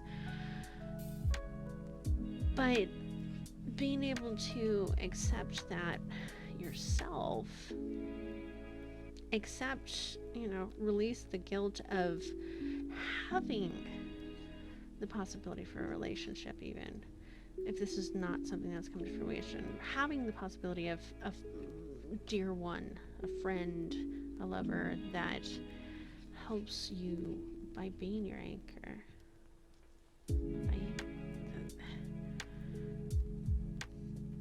That's really hard to do, is accepting that you are valuable enough to have that experience. And you are. Again, don't doubt your self-worth. And then this one is confidence comes with time and practice. My goodness, if that doesn't fit, I don't know what does. Certainly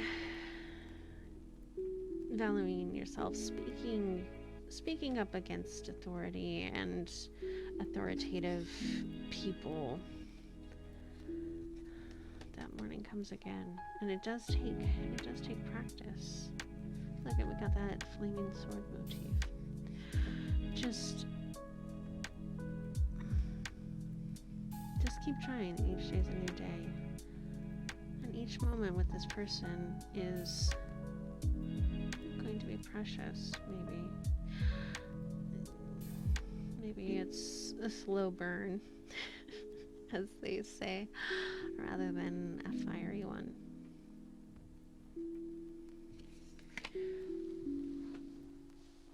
Alright, I am going to get another one of these. This time, this is a Sacred Incantations, Rituals of Transmission for every season, by Infleshed. This is an absolutely wonderful deck. The box feels so neat, by the way. If you are a tactile person like I am, that's very interesting. It has a ritual for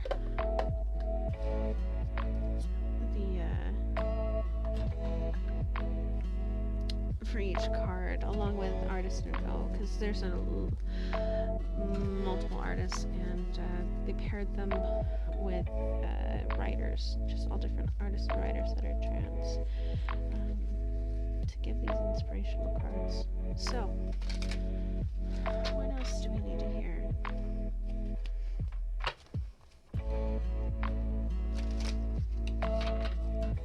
What else? What advice do we have? What is something that can help this situation?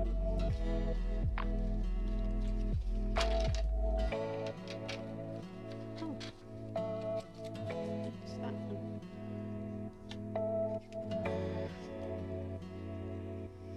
May our creative adaptation be our teacher. I'm going to read the book for you because these are so wonderful.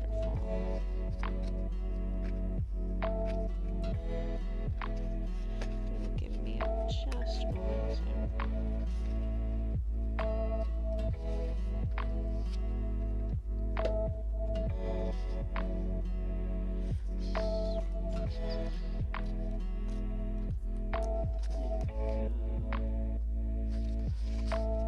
So this is by Sorrel Virginia Hester. The artist is Eli Schleisman. So the ritual is 10 to 15 minutes daily or once a week. And it says you need a camera. You can use your phone or an instant camera. A bright item that can serve as a marker or a placeholder. A way to set daily or weekly reminders, phone, calendar, etc. The context. In very precarious times, trusting in change and taking a day at a time can be scary. I'm always taken aback by how much can change in a very short period of time, and the mundane day-to-day movements in nature remind me that so much is happening in between the moments of clear, visible change. If that is not a this really fits, does it not? You know, you are in the midst of learning how to accept yourself and your own change and the situation itself, accepting if it's true. So the ritual is find an ordinary spot in your neighborhood, local local trail, park, front yard, or community garden that you can track growth and movement, such as a puddle near a tree or clump of moss. If helpful for your memory, place a bright item in that spot so it is easier to find. Take a close-up picture of this spot.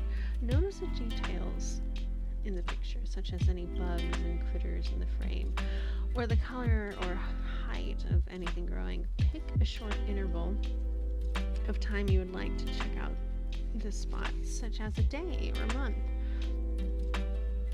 At the next interval you have decided upon, take another picture. Do this for as long as you like. With every new picture you take, remind yourself, while I see small things move around me, I will trust the small things moving in and through me too. Display or store the photos at an altar or a special place where you can remind yourself of these changes. That is so beautiful, is it not? Each each little moment, because we don't, it's like hair. We don't notice it's growing until it's too long. Or, you know, fluctuation in body size. We don't notice until much later. But there's a process going. It's like literally growing, like when you're changing your height or your bust or your ass. You know, there's so many things that we don't notice. It's like when a kitten is very small and the next year he's a cat. Snorlax, we don't notice moves much, right?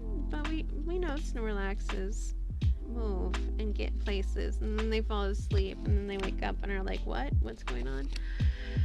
And then they do roll out and like own you. But anyway, that little noticing the small things, keeping that in mind, keeping yourself in mind, that's what we need to think on. All those little small victories. Maybe one of those little gratitude apps that pops up as a notification. Like, hey, do you remember 3 months ago we had this joyous time? All right, let's see where this is going. And let me just, you know, throw shit on the floor, because what are we if not chaos? All right, where is this going for you? What does the future bring? If we keep going this way. Oh, apparently the whole deck wants to talk to you. Oh my goodness. That is too many cards. You're gonna have to be more succinct than that. Unfortunately. I know you can say it a lot more brief. So, where is this going? Where will this lead? Where will this lead you? Is this head to happiness? Just hope. Will things get better? Will they keep calling out your shit? Let's find out.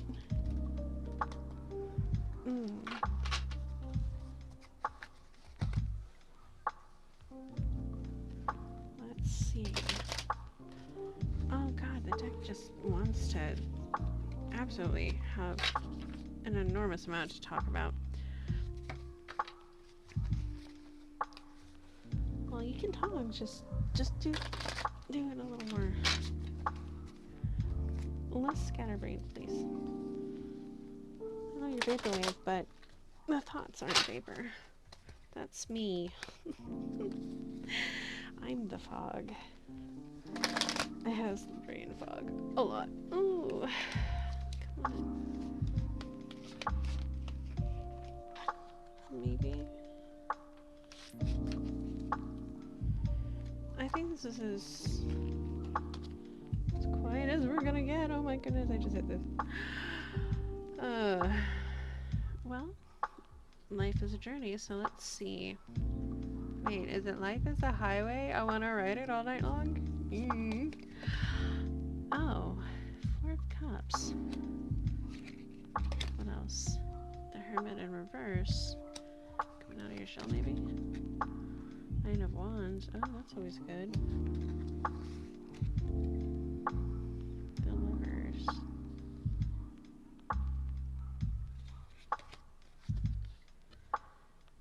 4 of Swords was in reverse. And we also have the 10 of Pentacles in reverse. The Lovers was also in reverse, by the way.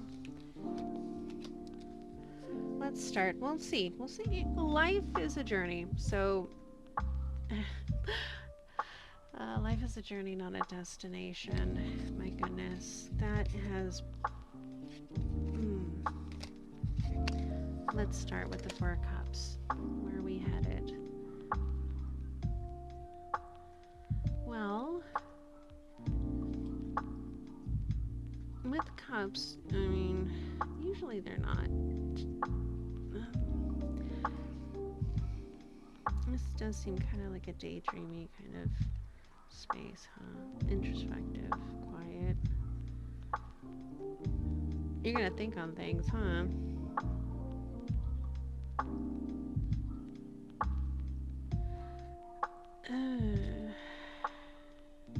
There's patience with this card, you know, too. Are you gonna try to wear down their defenses, maybe?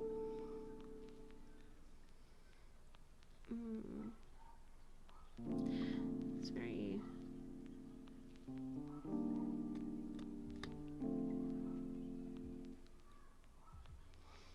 apathetic, almost.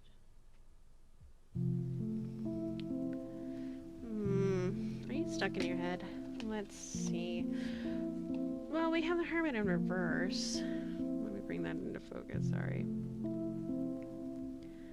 So, this is withdrawal, loneliness, more isolation, insecurity. Why are you in your head about things?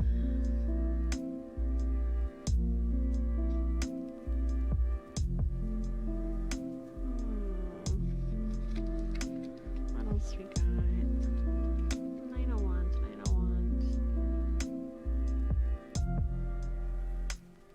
You know, I don't want this. This one's generally a positive card.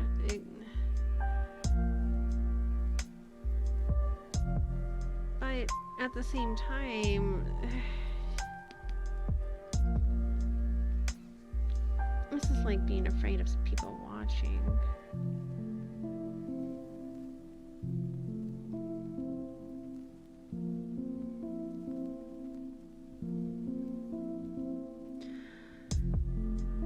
It's like wearing.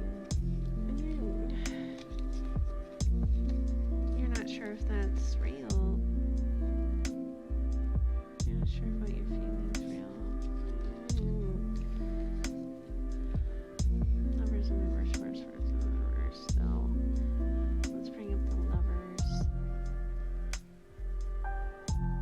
So one gorgeous card, is it not? It is probably one of my favorite lovers cards because it's just feels so ancient yet vibrant. So in reverse though, I mean, this can be a lost connection, this can be miscommunications, having trouble communicating.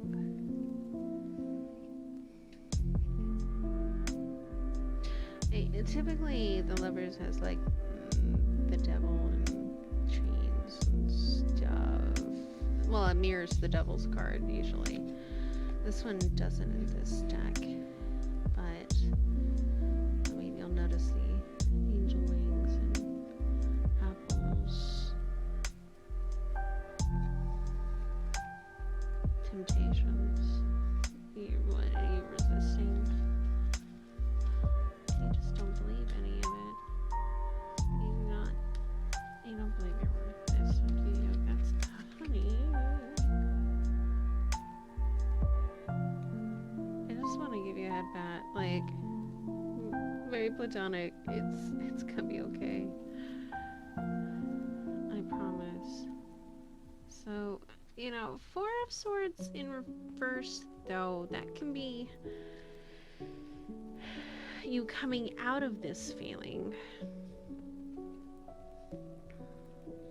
You know, finally letting go of the swords, not being an indecision.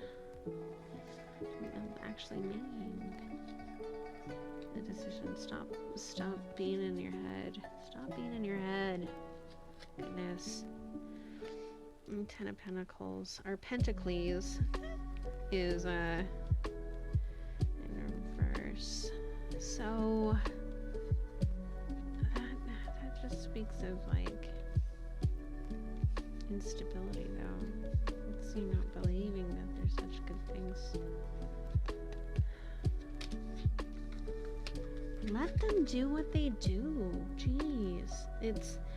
This is all you resisting. Like, even though we keep trying to help with that. Whether or not you're involved with them in a romantic sense or not, as this is a love reading, you are resisting the things that they can help you change, which is you learning how to value your own self-worth. You don't. How do we change this? I'm sorry. We're gonna get some more cards because I don't take this as fate.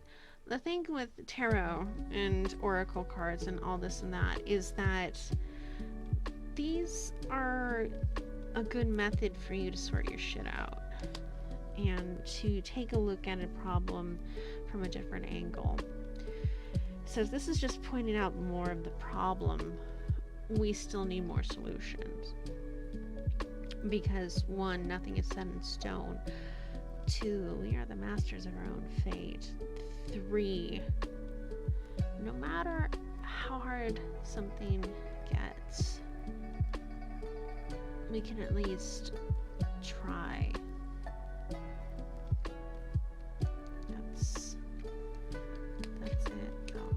Like, there's, maybe the thing that you're confronting when it comes to addictive behavior, and I really have issues with the way that they use this terminology.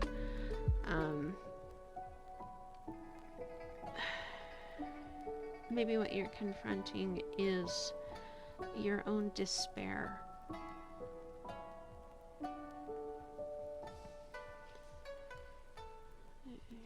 Don't become your own chubby band.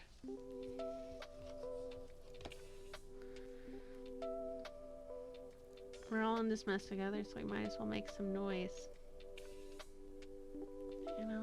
Listen to these guys. I mean, you may actually listen to their music, which is good. It's really interesting, but it's also can be really hard, but take the advice. Darkness may be falling, but we're not there yet. And don't keep reminiscing on this.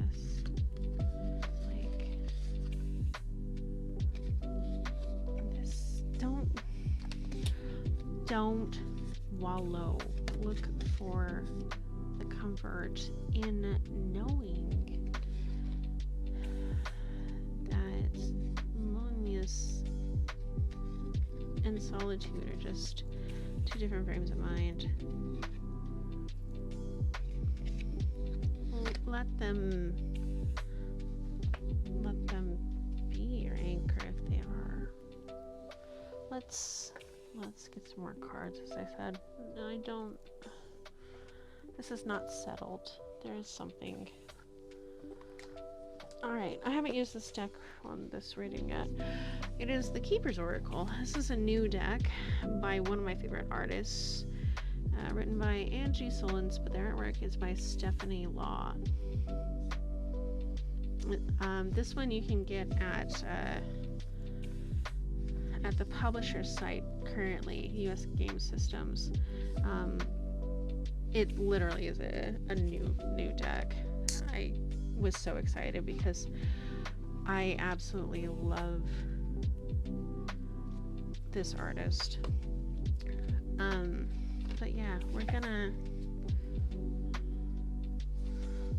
look how gorgeous this deck box is. This isn't even like a special edition, this is just how it comes.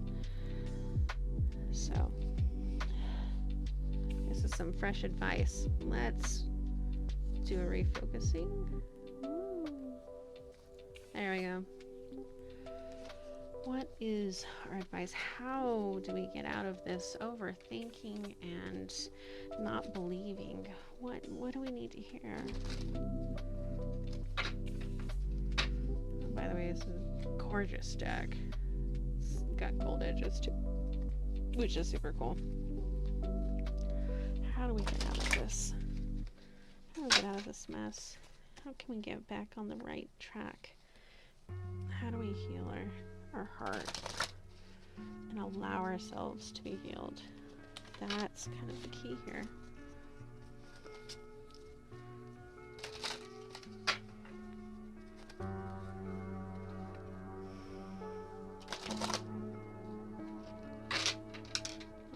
We do have one. Okay. Keeper of Abundance. Let's get this to focus. Hopefully.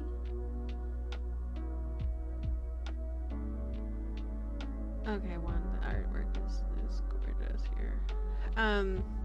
There's a tarot deck that Stephanie Law drew called the Shadowscapes Tarot years ago, early 2000s. And she's done a ton of other like art sense, a lot of fantasy art and things like that. Her own how-to watercolor series, just gorgeous. So what's interesting about this oracle deck is that it ties in some of the same imagery and characters as in that tarot deck. I don't know if that was intentional or not, probably. Alright. So, whew. There we go. Let's wipe. Keeper of Abundance is card 2. I'm going to read from the book here. How do we get out of here, right? The sun creates enough energy in a single day to run all the machines on Earth for 1,000 years. Read that again. The sun creates enough energy in a single day to run all the machines on the Earth for 1,000 years. That's the universe you live in, and you are as worthy a recipient of that energy as any tree. Let's get this to focus. As any tree, any plant, or animal. The tree of your soul is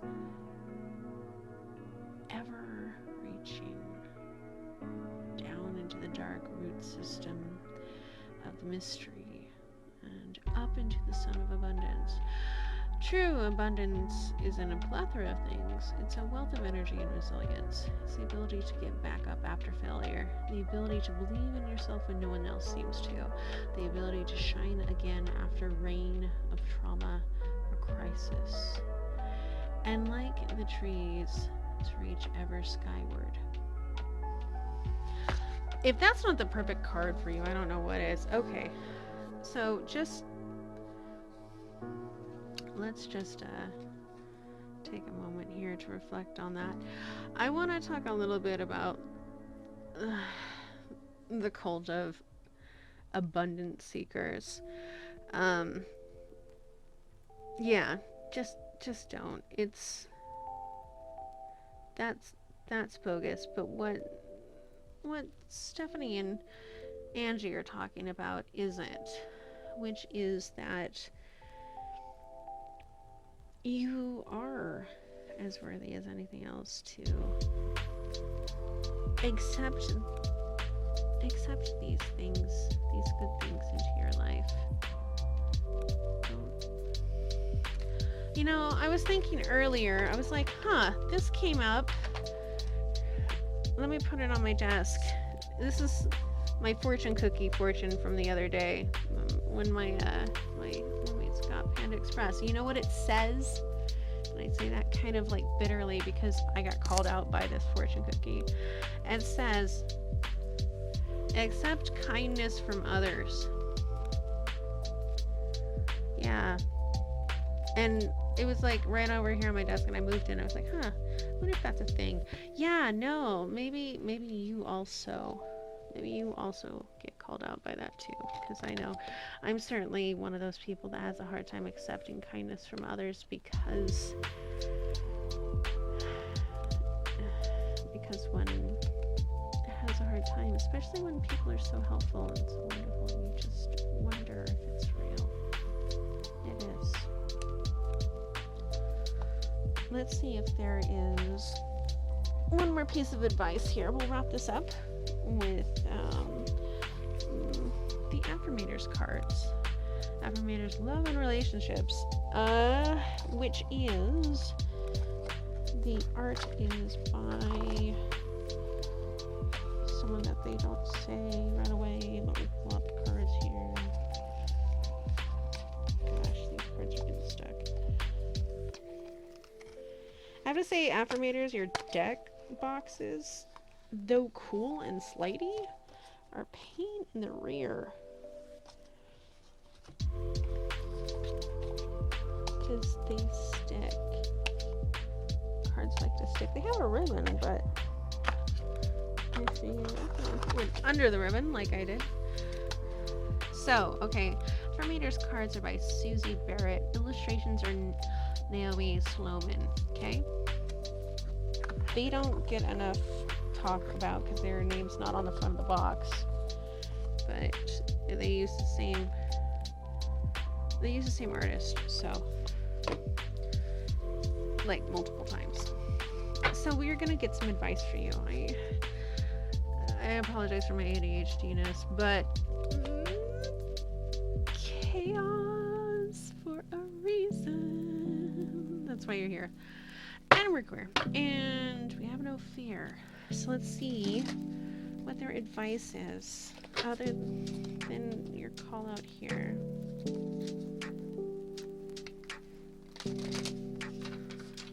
That's funny. That flew. Accept things from others. Okay. It is so much easier said than done. Like, I am with you on that. Let's see what else. These affirmator cards are pretty great. We got like a couple of them. So, first one being that one, and then this one. No scorekeeping. I cut ties with past conflicts and make my personal life a clean, shiny slate. Beginning this moment, everything is new. When an old grievance repeats itself in my head, I introduce it to my new head tenants. Tolerance and equanimity. Equanimity. I know English well. Then I give it stupid t-shirts and records back and tell it to leave. Yeah, that is so good for you. Like, sometimes, like, the old grievances, I think, are this self-belief of unworthiness, this lack of value you have in yourself, the lack that you feel value for yourself. So, tell it now. The next one we have is my best self. That's cute. I trust that when I'm doing what's best for me and being the happiest version of myself, the right sorts of relationships will appear in my life. That means I can let go of all my worries about the future, knowing that my only job is to be happy in this moment, while simultaneously attaining a cosmic level of light and awareness and total psychological self-actualization. Yeah, what they said.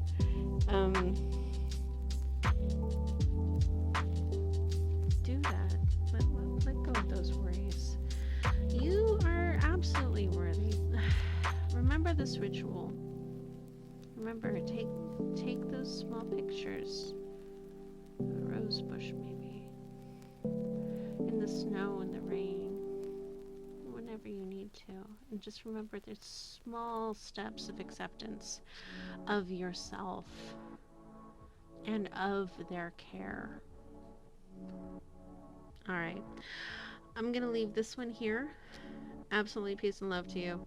I do believe our Snorlax is sleepies, so we shall let him sleeps. And I will be here next time you need a reading. Maybe. Probably. Kinda, maybe. I don't know. We'll see. So, to come back if I come back. And remember, it's okay to be you. Alright, you have a very good day. Or night. Or afternoon. Or morning. Or 2 a.m. in front of a convenience store and looking at the stars, wherever you may be. I'm gonna head to pile 3, and you, if it's nighttime and it is the time for you, head to bed. See you next time.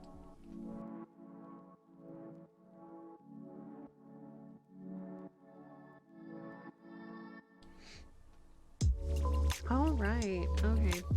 So, pile 3. Welcome, my furry friends, or my friend furries. We have the little horsey. I found this guy out in the parking lot. He had obviously been dropped. You can see there's a little crack here. And his ear has fallen off. He was lonely, but we have rescued him, and he's been here ever since.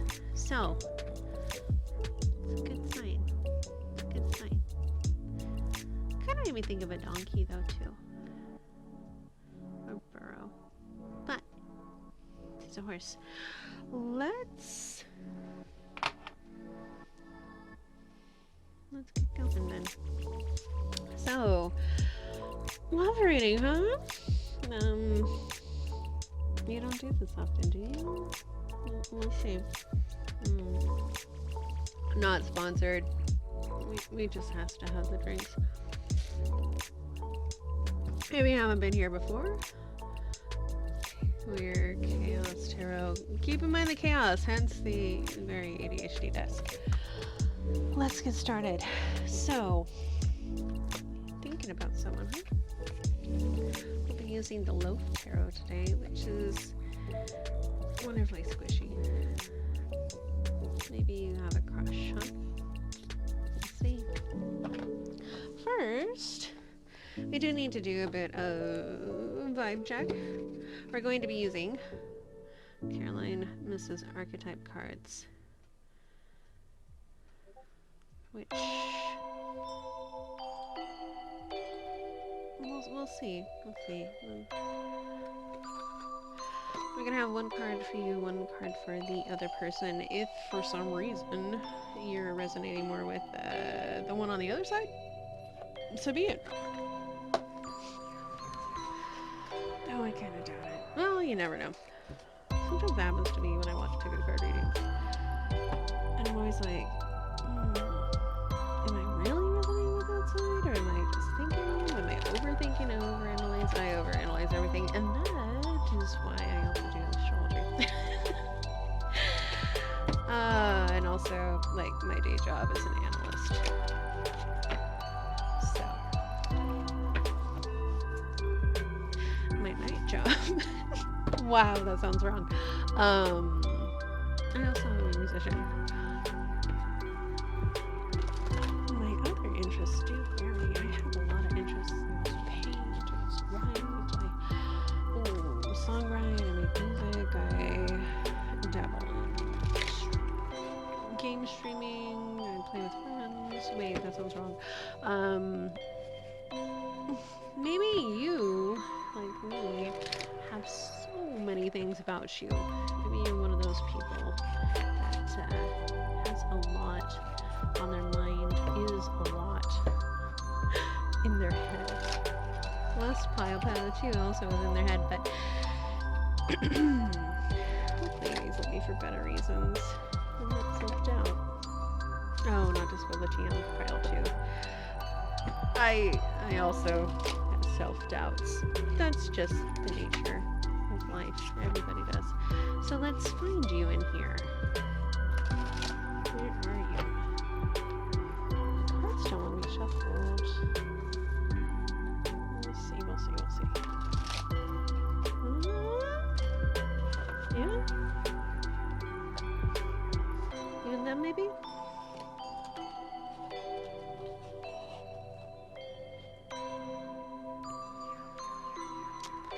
Alright, so we have... This feels like you, both of them. So, or at least what I assume would be you. We have the Shapeshifter. Skill at navigating through different levels of consciousness. Ability to see potential in everything. Shadow attribute is projecting any image that serves your personal agenda at the moment. So, confirmation bias switch. Samaritan, light attribute is refines your capacity to help those you would prefer to ignore. And the shadow attribute, exacting appreciation and recognition for the help you offer. Ooh. But these are both in the upright position, so we'll take them as such. So it seems like you're kind-hearted, huh? Those softies. You're a sweet thing. Let's check out the object de monde.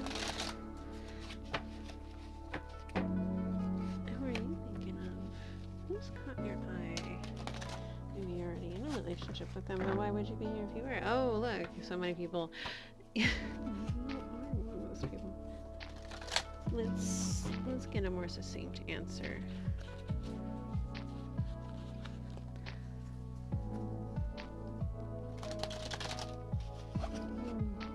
Who are you thinking on?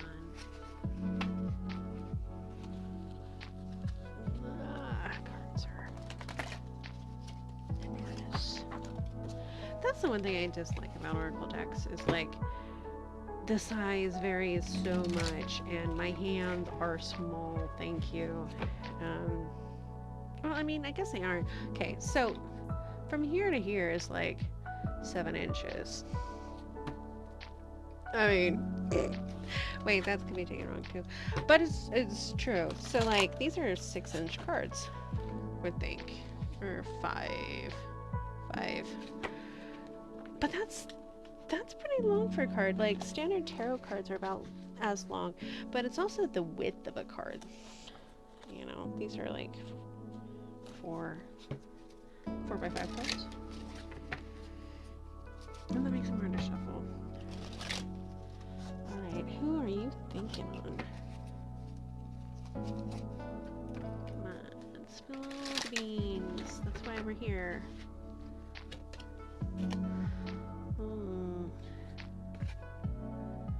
Judge. So it was in reverse. So we have offering only destructive criticism, misuse, business, legal authority, or criminal authority. Upright, balancing justice, compassion, fair distribution of power. Let's actually get a second card. Why would you be falling for that one?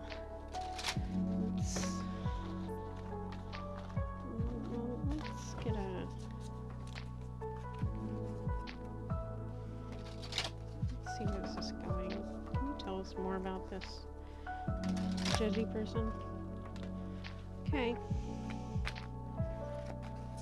Well, this one's at least upright, I think. Mystic. Revels in intimate union with divine, huh? Delusional rapport with divine is reversed, but since it's in the upright. But we have offering criticism, misuse. They're being a little judgy, huh? Well, we'll see. We'll see. Okay. We'll see what that's about.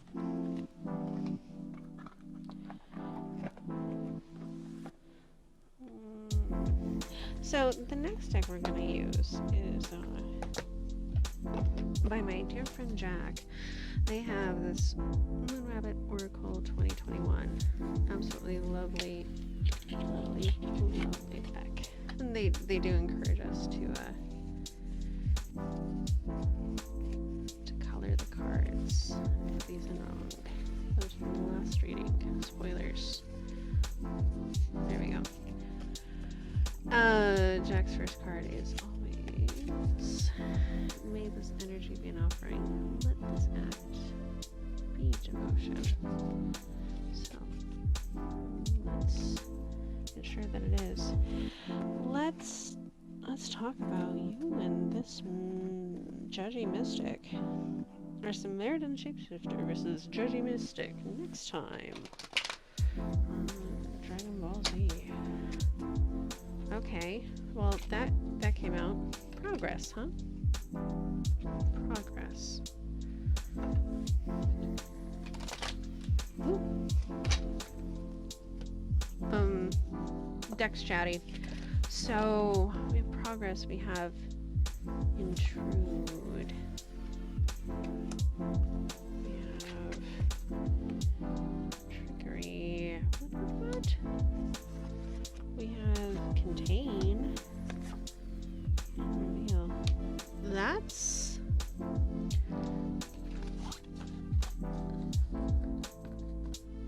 interesting. Okay. So transit capacity to help those you prefer to ignore and skill at navigating through different levels of consciousness ability to see the potential and everything. Okay, so progress does go along with that. Maybe you're Snoopy. Because the reverse is advise, which is, you know, usually pretty wise. Intruding. Are you snooping on this person? Maybe this isn't a love reading. Maybe this is just a generate trickery and trickery.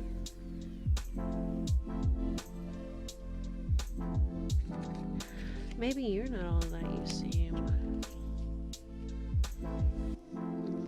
Use that more. So contain versus protect. What are you trying not to have come out? Is that why you're snooping? Are you snooping? Because we have reveal. Not bright, but reveal.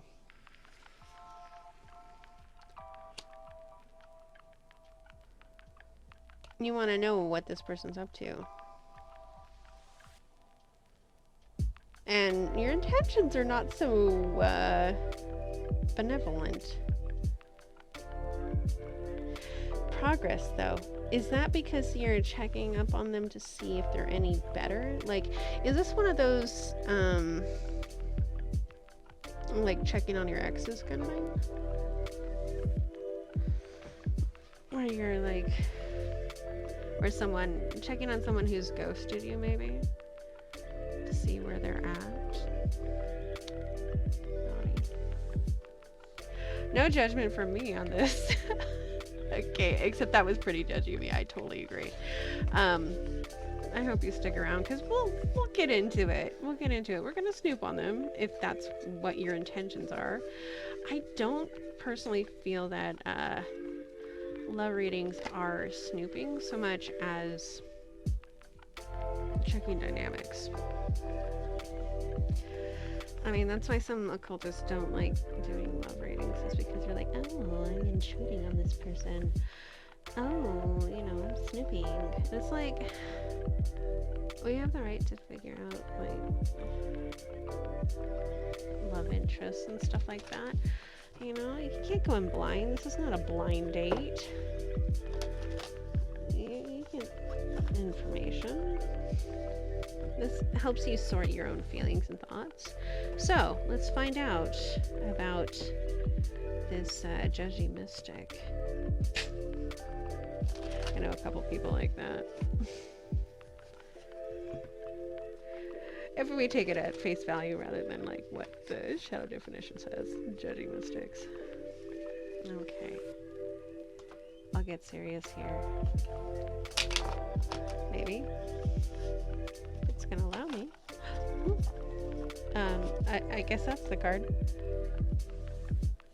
Risk. Okay. What else do we have? Risky business, huh? Devotion. Is this devotion to them? Or is it devotion that they have for the divine?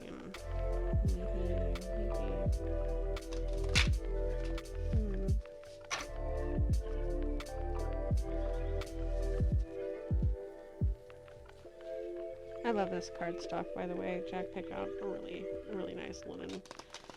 But you can obviously color it, which thanks for letting us, Jack.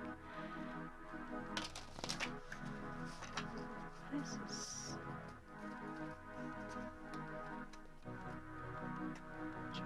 Stick. Why are we? What are they? Decay. That's interesting.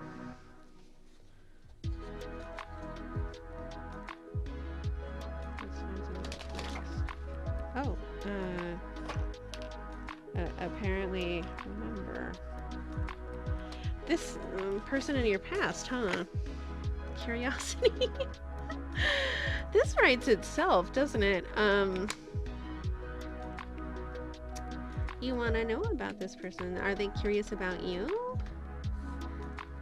This seems like overwhelming, like your energy here.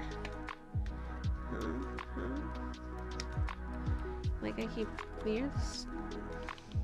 Maybe they're well protected. We'll see. We'll see. A card for this Judgy Mystic.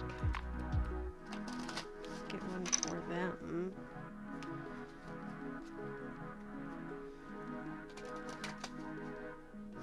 I guess two.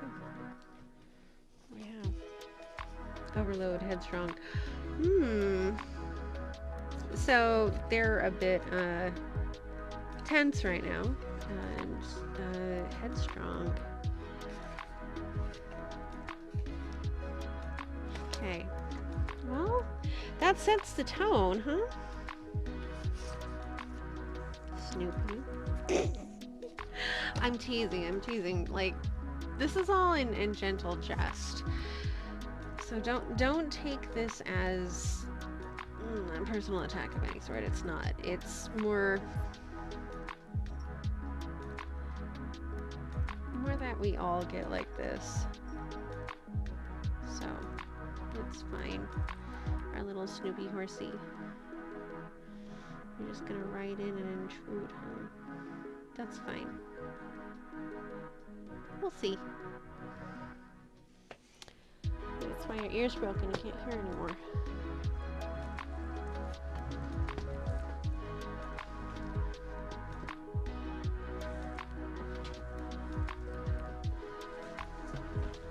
Our next deck.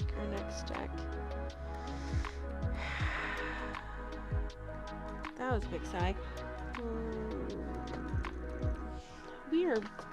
We're gonna break out our tarot here. The Loaf Tarot was done by many artists. And many artists have it in their store. So it is available on Etsy from various sellers, which are likely going to be their the artist store. I found it through T-Fox, who I follow. That was their name though.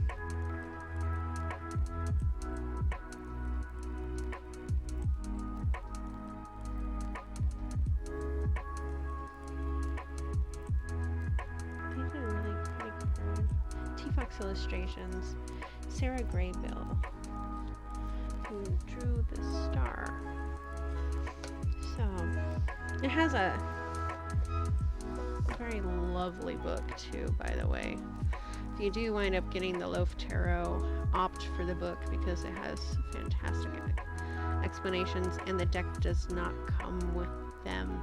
It also has like tidbits of how the artist came up with their imagery. Also, Two of Cups. I mean, come on, that's so sweet. Alright, so how did we get to this point? Like, why? Are you just curious? Also, absolutely love that the edges are hollow. How do we get to here?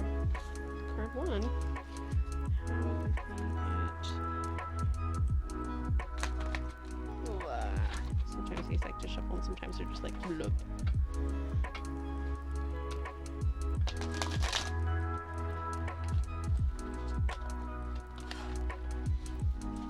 The cardstock is plastic,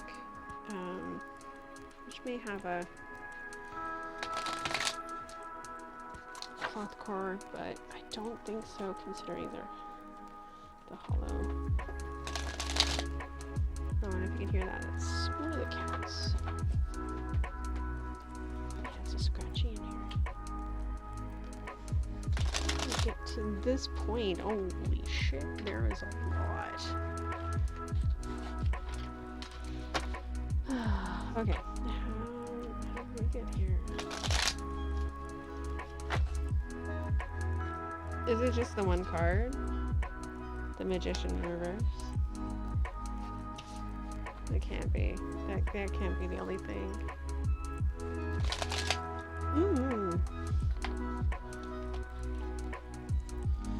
These cards are slip, slide, and slim. Unomas.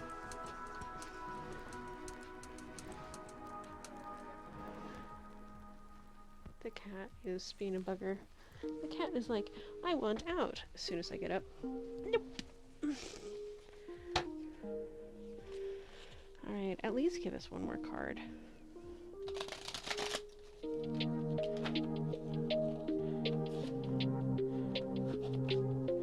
These are not springy enough. Not yet. I haven't shuffled enough, I don't think, in the sense of like, I've only read with this deck a handful of times.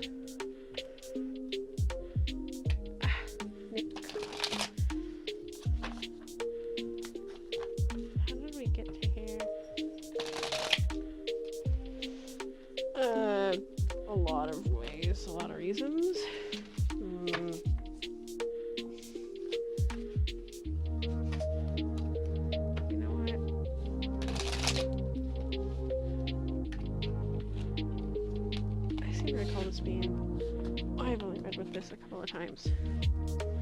One moment. Okay. So, got out. How did we get to here?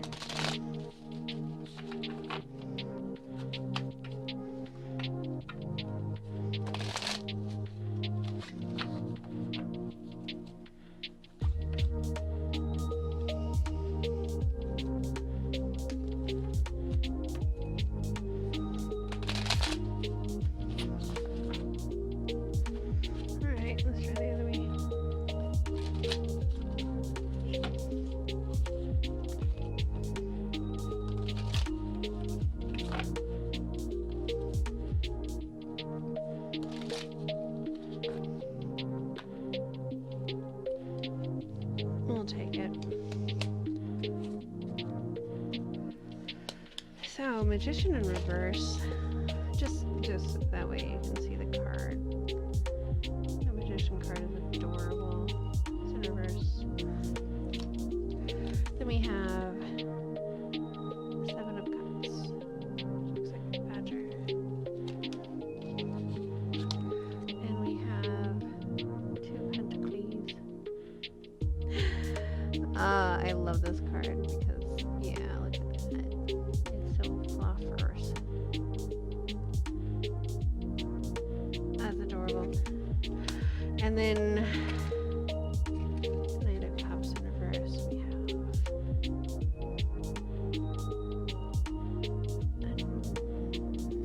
Maybe? We'll find out. I missed Colin. Get another card.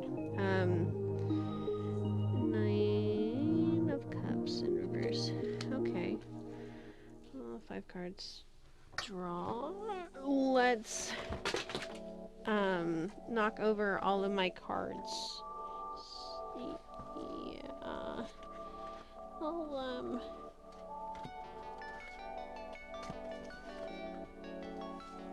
Yeah.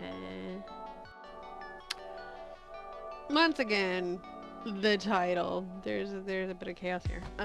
Jack Stick wanted to talk again. Apparently, let's open with the magician. I'm gonna bring up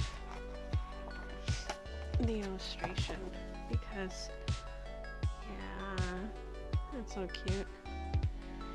So it says, few animals are more mysterious than the elusive white tiger who roams a vast landscape and journeys great distances on their own. However, magic never fails to enrich our planet. Present here in the form of new life, two round and rambunctious cubs. The magician represents resourcefulness, determination, and skill. Though nature can be harsh and daunting, a mother's love and care ensures the future of her kind. She teaches her babies how to hunt and survive, but as they rest today, she shows them wonder, beauty, and magic of the world that surrounds us. The magician usually has everything they need at their fingertips. This being in reverse. How did we get to this? You don't have any info.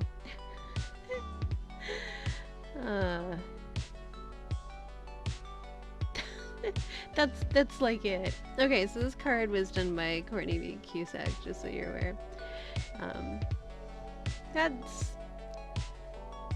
I don't have anything other than that. How did we get here from there? You have no info. That could have been the reading. I should have looked at that and thought about that first. Let's see, 7 of Cups. 7 of Cups. Cups. Oh, I turned right to it. How funny. Whoop. This badger has decided to lay down for a nap. Is this glowing butterfly real or just in her head? If she follows this butterfly, where might it lead? 7 of Cups represents dreams, illusions, and choices. I find badgers to be very strong animals that never stray far from their family or territories, but who must make their way out of their set each day to make choices anew. So European badger by Catch. K-A-T-C-H. In case you want to know the artist.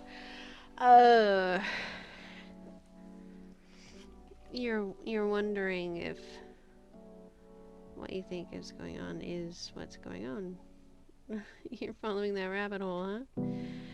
Chasing the rabbit down the hole, following the butterfly. I'm suddenly reminded of Cowboy Bebop the movie, because that's a motif, is the glowing butterflies.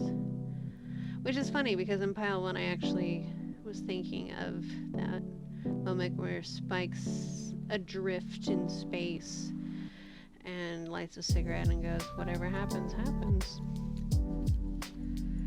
So, I guess we have a Cowboy Bebop themed reading. Yeah. You're taking a rest. Trying to catch that butterfly. 2 of Pentacles. Pentacles. I'm sorry, Tumblr has ruined Pentacles for me. It is now Pentacles. We pronounce it like Hercules because it's just hysterical.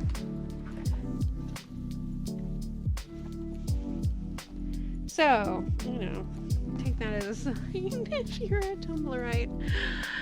Okay, I love that drawing. Look at the sketch the artist did, like originally. That's just so cute and fluffy. It says, the 2 of Pentacles is about balance. Upright, it's about time management and adaptability. Reversed, it's about overcommitting and being crushed by responsibility.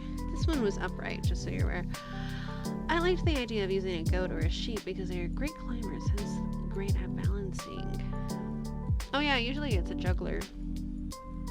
Although the curiosity can lead to them getting hurt. Oh my god, this is calling you out so hard. Since Angora goats produce mohair, I thought it was a good animal to represent both balance and responsibility. Furthermore, when wool animals aren't sheared regularly, they become burdened with their coats, which I feel well represents the reversed aspect of this card. Yeah, this is by Isabel Melancon. Hopefully I pronounced that well enough. Isabel, we appreciate you. This is adorable. But, gosh, is this not calling you out on snooping? It's not responsibility, huh?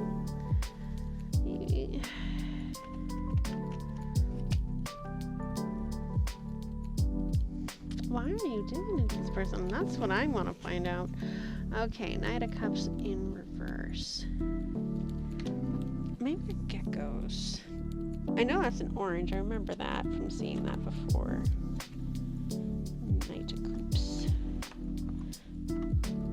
I mean, I guess technically that's the correct pronunciation, Coops, because of the French. The French suits, it would be Coops. So it is, oh, it is a gecko. It's by Jennifer Charlie of Fairy Tale Fox Designs, and it is in reverse, just so you're aware. It says, the gecko is mesmerized by the citrus that has appeared among succulent plants. The juicy orange has fully captivated their attention and would satisfy a deep longing for the sweetness in life. The Knight of Cups represents romance, creativity, and good news. I chose to depict a wide-eyed gecko for the deck and wanted to amplify their curious nature with this design. The orange represents an abundance of inspiration, love, or positive energy that is ready for the taking. This card reversed represents a person or situation that might be too good to be true. Proceed with caution. May be the most appropriate course of action to avoid heartache. Okay, is that why you're snooping? Because you're like, I don't know.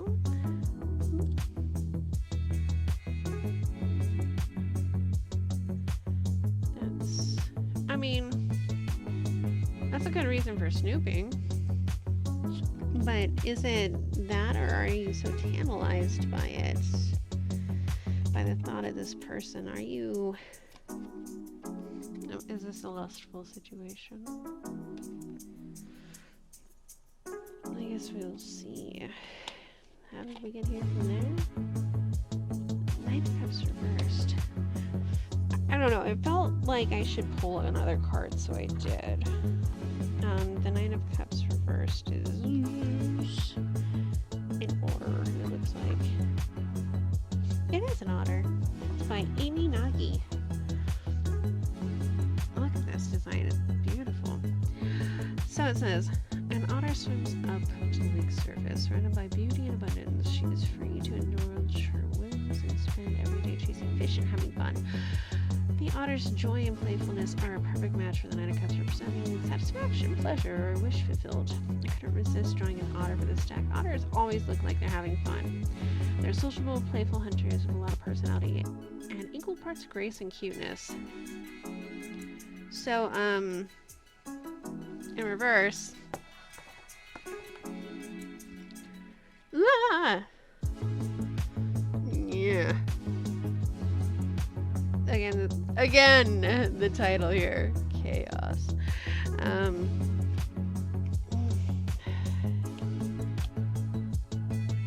Really, are you not?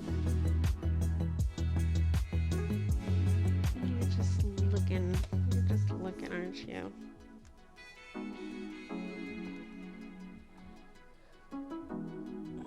It's an unfulfilled wish. Right? Are you wishing good or ill is the question. I'm gonna pull a card from the music articles. Let's see what these...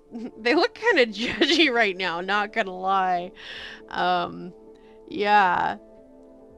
Especially like... Yeah, Amy and our queer icons here. Yeah, they all look like they're a bit judgy over this. I am so sorry. Oh, if I am calling you out, I apologize. That's just what the cards wanted. I'm not one of those readers that's like, oh, there's only good things in here. No, the cards say what they want, and the cards are like, why you be snooping? So we'll find out. Let's get a card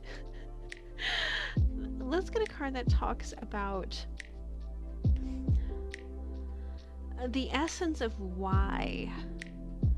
Like, what is this fascination with this other person that you're looking at a tarot reading for? What is this fascination? This feels like this is all an energy check at this point.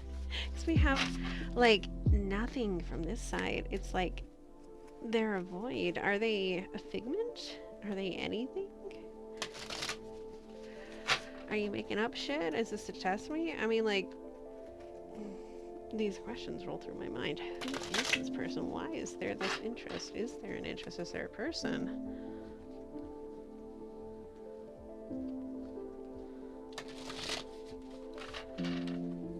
I'm gonna assume there's a person. I'm just benefit of the doubt on this. Because this ain't about me. This is about you, the viewer.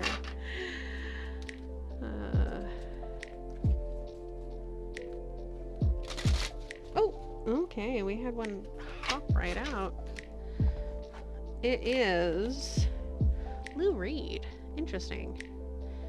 Lou Reed, I think of you, but not that often. Survive your own war.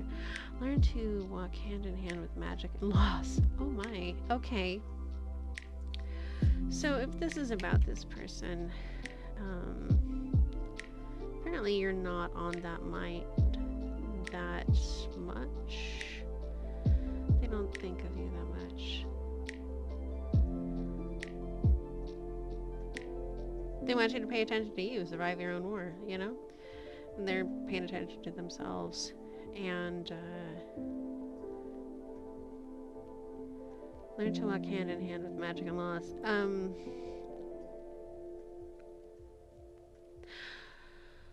They just frankly are understanding when to cut losses and when to walk away. And maybe you should too. Maybe that's what this represents, is the magic of being able to walk away.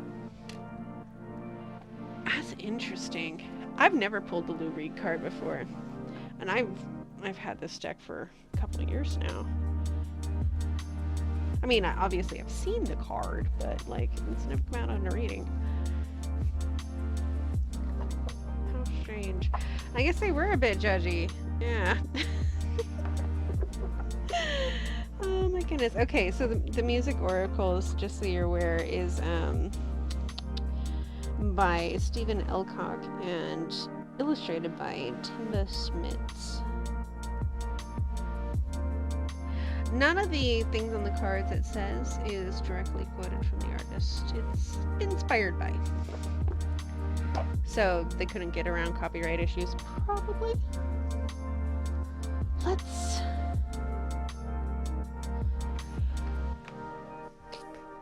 get some advice for you in this situation.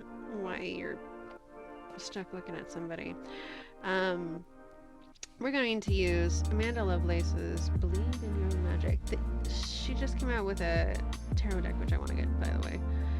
Artwork is by Jania Medeiros. So, Medeiros, probably. Let's see. What is the advice for this situation? It may read from the book, depending on the card, too. This is really an interesting one. You gave me an interesting one.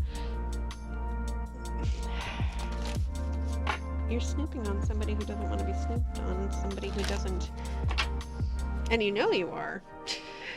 It's the thing. It's okay, though. Like, no judgment from me. No judgment from me at all. I'm amused by it because, like, I've done the same thing before. We all have at some point, especially us who like tarot and stuff. Just know that there's growth from this. Just not what you may think.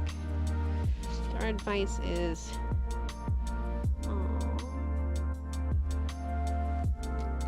Gold, you don't need someone else to fix you. If you notice the cup, has been mended using that Japanese technique of mending broken pottery with lacquer and gold.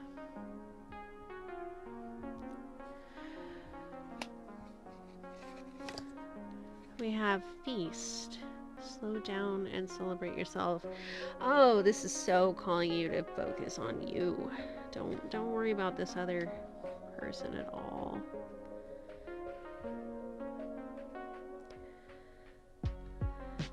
You'll notice that, I mean, the imagery on this is fantastic. Okay, so we have this lovely lady with a throne, cobwebs. It looks like it's beat up, but she has just sat herself down here, maybe knocked over some wine, but she has decided to take these fresh berries and fruit. I also like that there's some oranges, so the citrus fruit may be significant for you. Then we also have dragons. Slay them all. Oh, okay. I think I'm gonna bring up the book, because I never recall what that means. I'll bring up gold first. We'll go through these with the book, because, yeah.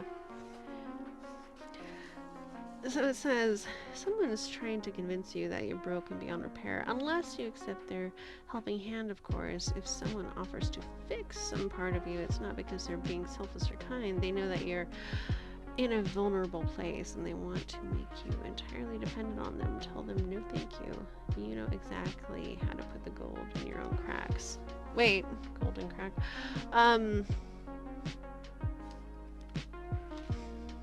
Is this why they cut you off?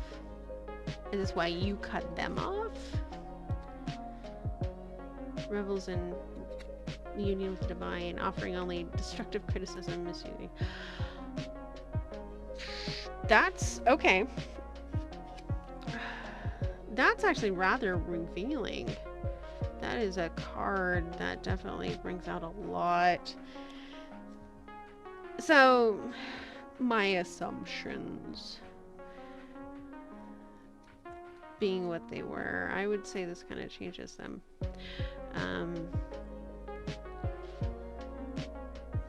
Especially, yeah, the advice is solid here, you know. If you walked away from somebody who was like my way or the highway when it comes to how you needed to heal or something along those lines, you did the right thing. Let's look at Feast 29. If any of these numbers are meaningful for you, so be it. I'm not one of those number persons, but some people be.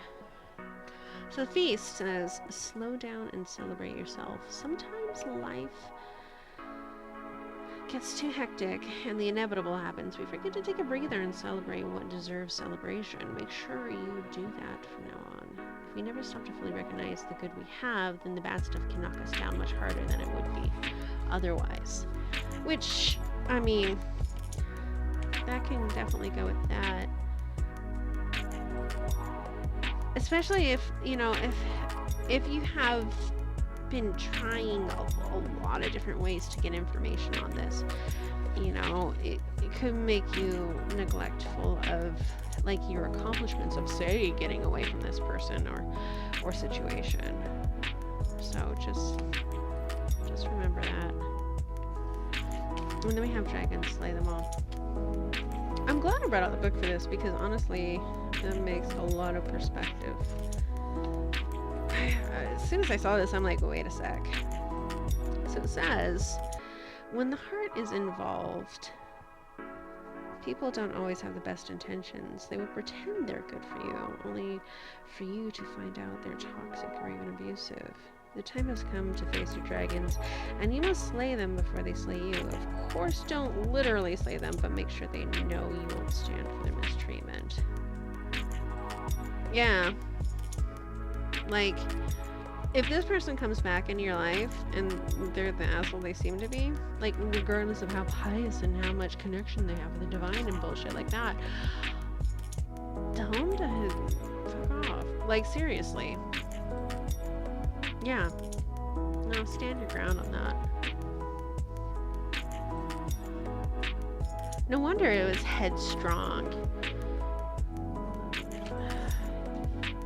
Overload, headstrong.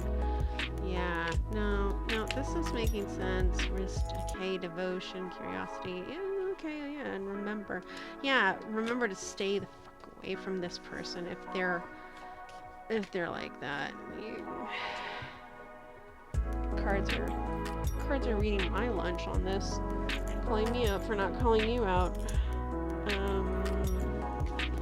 gonna head over to another deck here.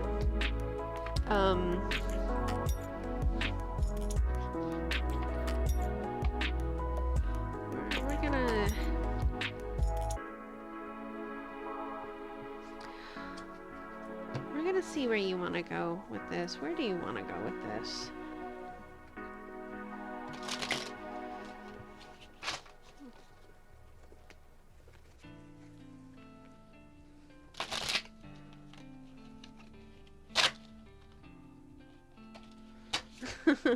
That's funny.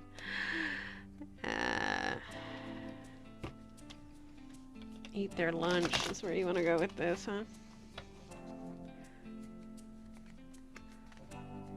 I don't blame you. They're that kind of schmuck.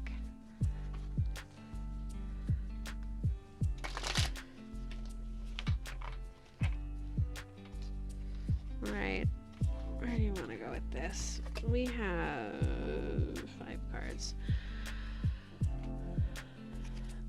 We have the 2 of Swords. That's about choices. We have the Queen of Swords. Again, standing your ground on that.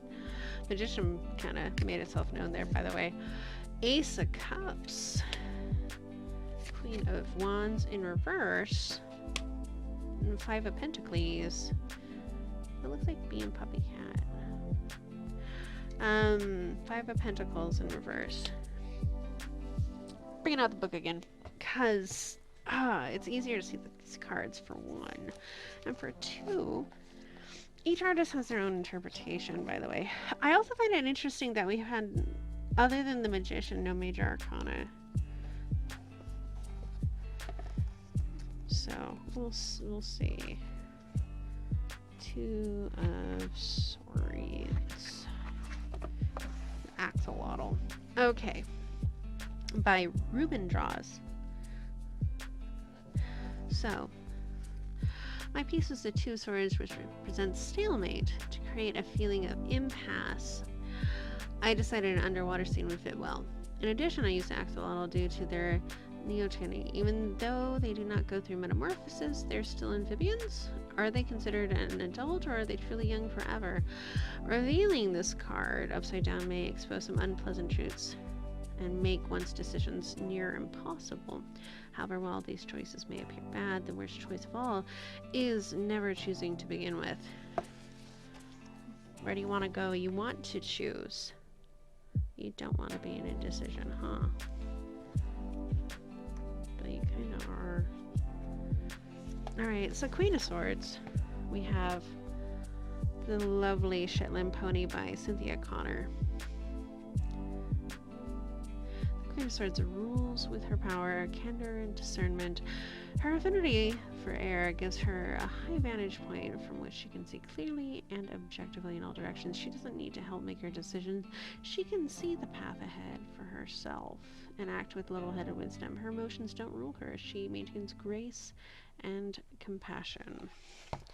That's where you want to head, huh? That's good. That's good. It's a good sign. So then we have Ace of Cups, which is a Galapagos land iguana by Deyanira Babcock. Okay. Joyful under the warm sun, the Galapagos land iguana is surrounded by blooms and gentle waterfalls. Sun, water, warmth, and love all facilitate this abundance. The This card represents positive emotions. Love, happiness, and compassion. Emotions of the heart are key to this card. A kind and empathetic awareness has awakened you. With so much positivity, one can feel confident with the pursuits of the heart. So, maybe you want to, where you're headed with this is just putting the past behind you so you can start anew. Which honestly, you really should. Then we have the Queen of Wands in reverse. Where is our wandos? There we go. Let's chuck them up front. Okay, this is an adorable card. I freaking love this card for one. Like, what better Queen of Wands than a head, huh? Just adorable. So, the Queen of Wands, Chicken by Beth Jenkins. Sitting on a throne of sunflowers and wearing a crown on her head, this chicken is full of inspiration and confidence. She's determined, well-being, and surrounded by the warm colors of fall.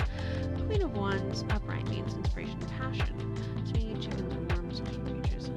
I also had a tree in the backyard to represent the wand.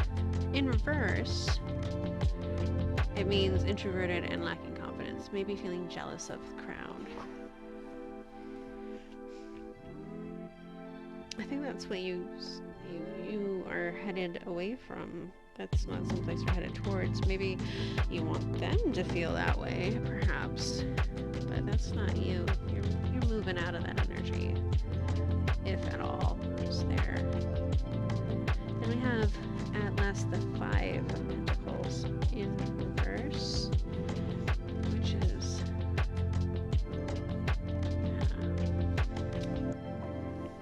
so it's a Munchkin Cat by Nikuri. Nikuri writes, Five of Pentacles is a sad card. It's in reverse. It's in reverse. Representing sickness, loneliness, and poverty. Reverse card represents recovery and improvement. The kitty is injured and alone, but still feeling content because they haven't lost hope for the future. The flowers in this card are anemones, and I chose them because purple anemones symbolize sickness and protection from evil. Even if the Five of Pentacles is a scary card, just like this kitty, you too can try to find happiness in life and have hope for the future. Bad days always turn better over time if you don't give up. Well, there you have it. You're wanting to recover from this. And I don't blame you. Like, this person sounds like a dick. If you're hung up on them, like, seriously, don't. Like, move away from that. Alright, we're gonna get a card now from the Sacred Incantations, Rituals of Truth Wisdom for every season, by Infleshed. I got this on Kickstarter. It is a wonderful deck. The feeling of the feeling of the box is very lovely. It feels neat. If you're a tactile person, definitely recommend 1010. Okay, so we have each card is done by a different artist. They also have seasons represented in specific colors at the bottom. Has a different artist and a different author. They were paired and came up with a ritual in each card. So we'll see what the advice is for you. I'm gonna be unhung up from this person.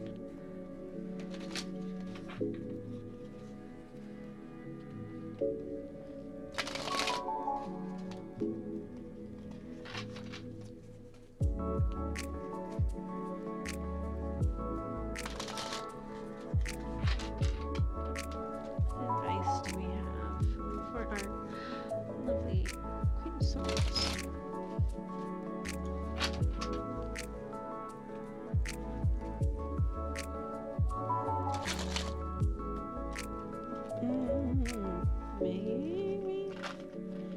that's a lot of advice. We need less advice.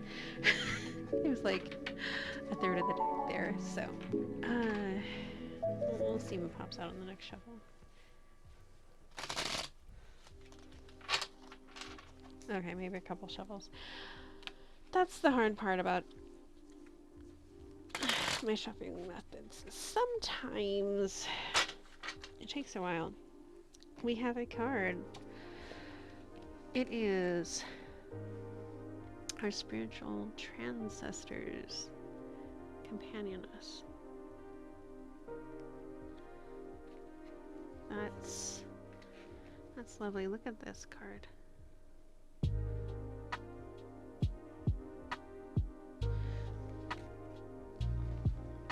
Oh, that.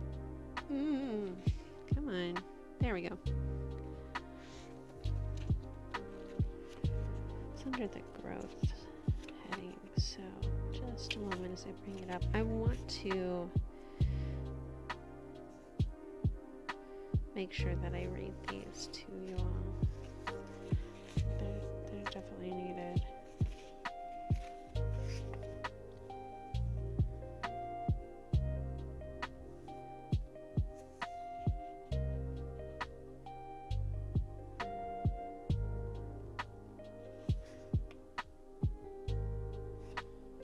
Actually, it's in the decaying one.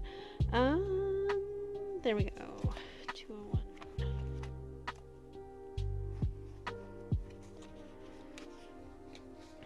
Okay. So it's by Anna Bledel and M. Jade Kaiser. The artist is Kevelsis? Matthews Alvarado, pardon. Awesome first name. Time needed 5 minutes. Item, you need a seed of some kind. I mean, heck, sesame seeds, poppy seeds. A seed. The context is individualism conditions us to underestimate how much we are shaped by those who came before us, and how much we can impact those to come. There is joy, strength, and power to be found in recognizing how the past and the future meet in us. There we go. This is someone from, I mean, it obviously is shown this is someone from your past, but if this is someone who was very formative or around the culture that was very formative for you, like growing up and things like that, this could, or even just part of the culture that was very formative for you. Like, I mean, culture is like more than just as we think of the concept of like countries and things like that, ethnicity. Culture is, heck, it could be even like a video game you all played and it's very particular. It could be an online friend group. It could be a lot of things. So keep that in mind with this. So the ritual is, whether you are carving time out for this ritual, specifically, or if you simply encounter a seed in the food you're eating while walking down the streets or anywhere else, take a moment to pause. Consider how that seed was once something else, a tree, a whole piece of fruit, a flower. Consider the fruit is coming through again. That's interesting. Consider how that seed was, how it can become that again. Take a moment to give thanks to and for those who have enabled you, your growth, your being, your flourishing, just as the seed was enabled by prior versions of itself. Offer up a hope for what will grow among and bloom through future generations. Consider small, ordinary ways you can align your future with that future, or align your life with that future. That is, yeah. That's pretty beautiful. You're thinking of legacy, thinking of past to the present to the future, how it's all connected. Time itself and what you want to leave on your mark. Alright. One more card.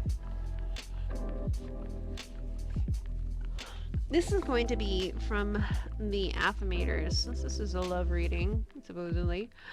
Love and relationships. The art is by Naomi Sloman, and the cards are by Susie Barrett. I don't think they get enough credit when people use these, so we'll see. What things do we need to think on to help us move past this? Help us move into that future that you have so rightly chosen to follow. Instead of dwelling on this past, what do we need to think about?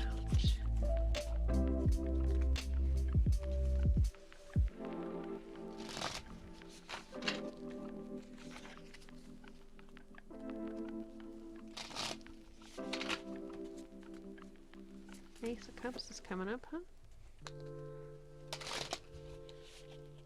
Oh, we got a couple of cards. Let's see. This one was first. Benefit of the doubt. I believe in the basic goodness of other people and give them the chance to show it. If they prove me wrong, that's on them.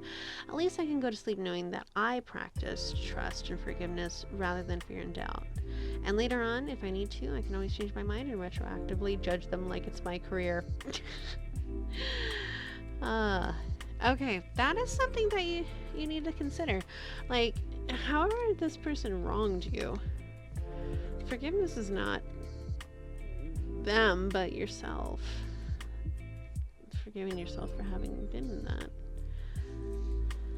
And, you know, second chances, even if you've given them, don't... This is sound advice, you know? You did your best, if that's the case. What else we got? Giving. I welcome the idea of give and take in my relationships, and I eagerly practice the give part. By giving freely, I discover just how fun giving really is. Giving my time, care, and attention to someone else actually gives me good feelings, which makes me want to give even more. Wait a sec, does this selflessness make me look selfish? Be honest. I think perhaps the giving needs to be into other parts of your life. That's just my opinion. But you have likely given that situation all you can. The last card is a perfect match. Congratulations! You've gotten your and everyone else's wish. This is an auspicious sign that a healthy, authentic relationship is either here or on its way. This is the sort of relationship where you don't have to compromise, settle, sell out, or otherwise be a non-you. This is a relationship anchored in truth and love that neither party will have to hide their farts from. Smells like a special duo. So, for you, remember, there's always more. Don't worry, there's always other fish in the sea. And, you know, if you want, you can look for them. You don't have to hide, little horsey. It's okay. You may have had hard times before, maybe a little beat up and a little worse for the wear, but hopefully that's metaphorically, by the way. If it's not, oh my goodness, yeah, hopefully charges were pressed. But yeah, if you're ready for love, remember, it's okay to just stay away from this one. You'll need something healthier, and accept that. And accept that you can. You know? Remember what you want to leave. Not they. But how you want to metamorphosize this. Keep seeing this card, so remember, slow down and celebrate yourself. This is not a love yourself before you can love with anybody else kind of thing. Like, no, that's not how love works, for one. That's not how reality works. Nobody ever is perfectly healed from anything. We all are just going through stuff. That's life. So if you're afraid of moving on, if you keep getting hung up on this because it's so tragic and traumatizing, take those little rituals and move forwards. That way,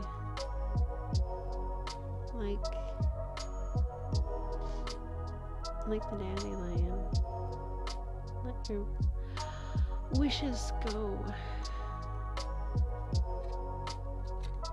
and see where they land. Alright.